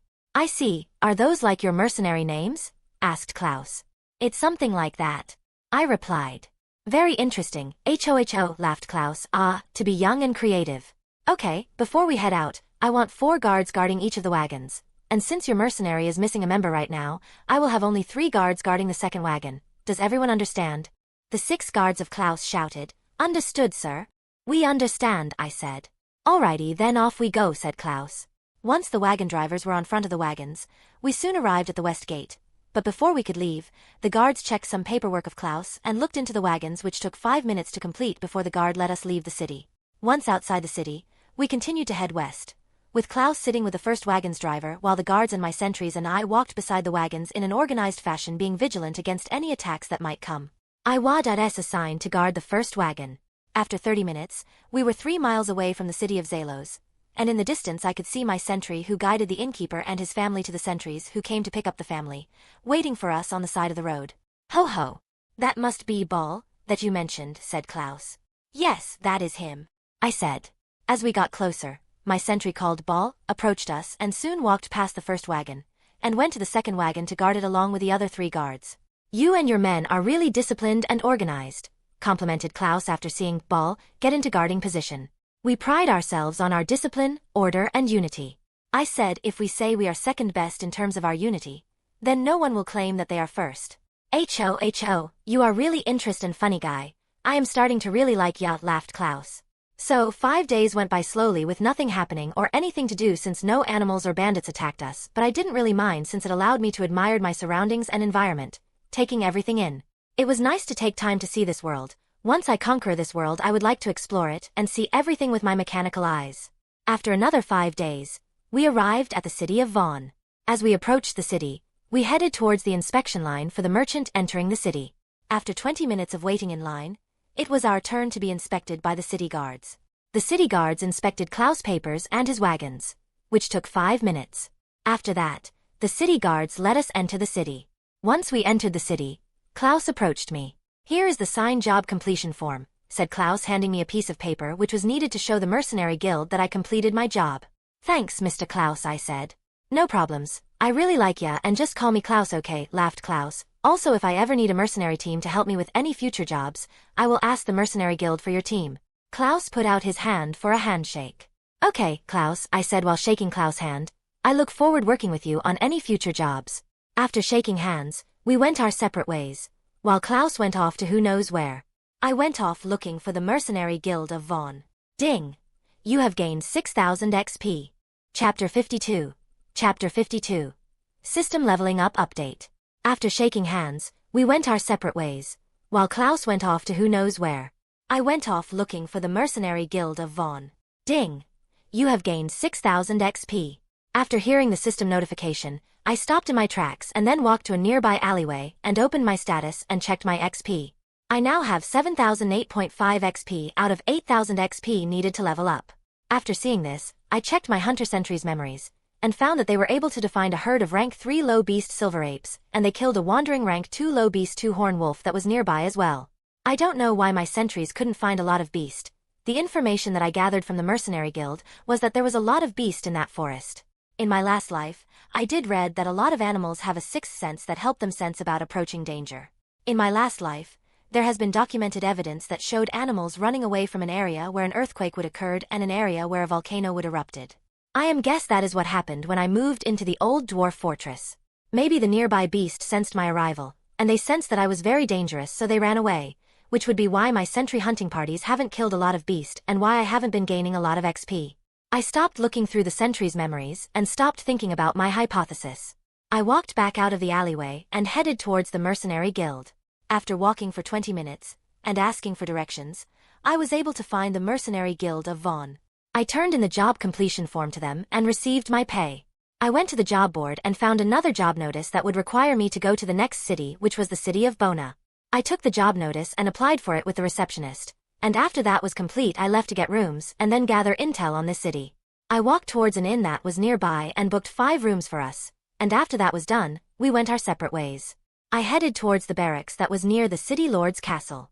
Once I was near the barracks, I used my scans and heat vision to see inside the barracks. In these barracks there were 700 soldiers training and one commander. As I watched these soldiers train, I started scanning their power levels. All 700 of these soldiers are rank 1 low disciple warriors, and their commander was a rank 2 low disciple warrior. Out of the corner of my eye, I spotted a man walking into the barracks with a teenage boy. The teenage boy didn't have any power, but the man walking with the boy was a rank 3 disciple magician.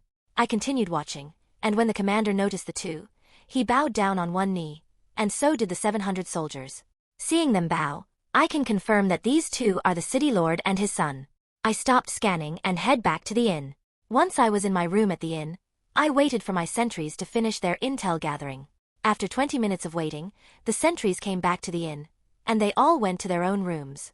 I started looking through the information that the sentries have gathered. Patrolling the city were 150 soldiers, and on the city wall were 150 soldiers stationed. After looking at all of the data, I confirmed that the city of Vaughn has 1,000 soldiers if you exclude the village militia in the surrounding villages, which I estimate only have like 10 to 20 militiamen from previous spying on villages near me through the MyHive satellite.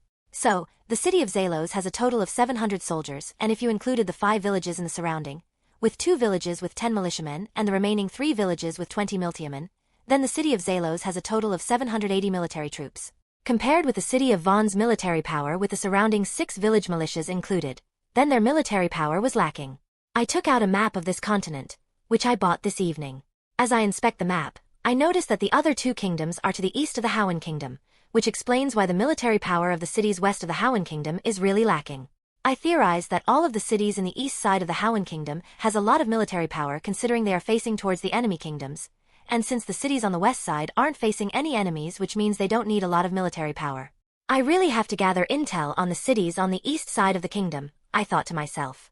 As I looked closer to the map, I spotted a lot of forts aligned on the Howan Kingdom's borders facing the other 2 kingdoms. There were 8 forts, 4 forts facing each enemy kingdom. Parallel to these forts were the enemy kingdom's forts. These forts much has a lot of soldiers considering they are there to protect their borders from each other. Ding! You have gained 1000 XP. Ding! You have leveled up. Please select a cultivation rank to increase. Looks like my hunting parties have finally started being useful and found some XP for me, I thought happily. Asus, level up my magician cultivation rank, I commanded in my mind. Okay, leveling up your magician cultivation rank, said Asus. Ding! You are now a rank 6 intermediate magician. Ding! System leveling up update. You are now a rank 6 intermediate magician. If you wish to advance this rank to rank 7 advanced magician, you must kill 50 rank 7 advanced magicians alongside with gaining a level up. When I read the system update, I was shocked and my jaw figuratively dropped to the floor. Asus, what is the meaning of this? I screamed in my mind. This is part of the leveling up system, to give you a challenge and not make your conquest of this world too easy, stated Asus. Each time you level up a rank to a certain point, the difficulty to increase it will also increase. Once you become a rank 7 advanced magician, you will need to kill 100 rank 8 mages. Oh well, I thought to myself, at least my conquest of this world and leveling up in this world will be more of challenge and will be able to entertain me. If it was too easy, then this world would be too boring for me.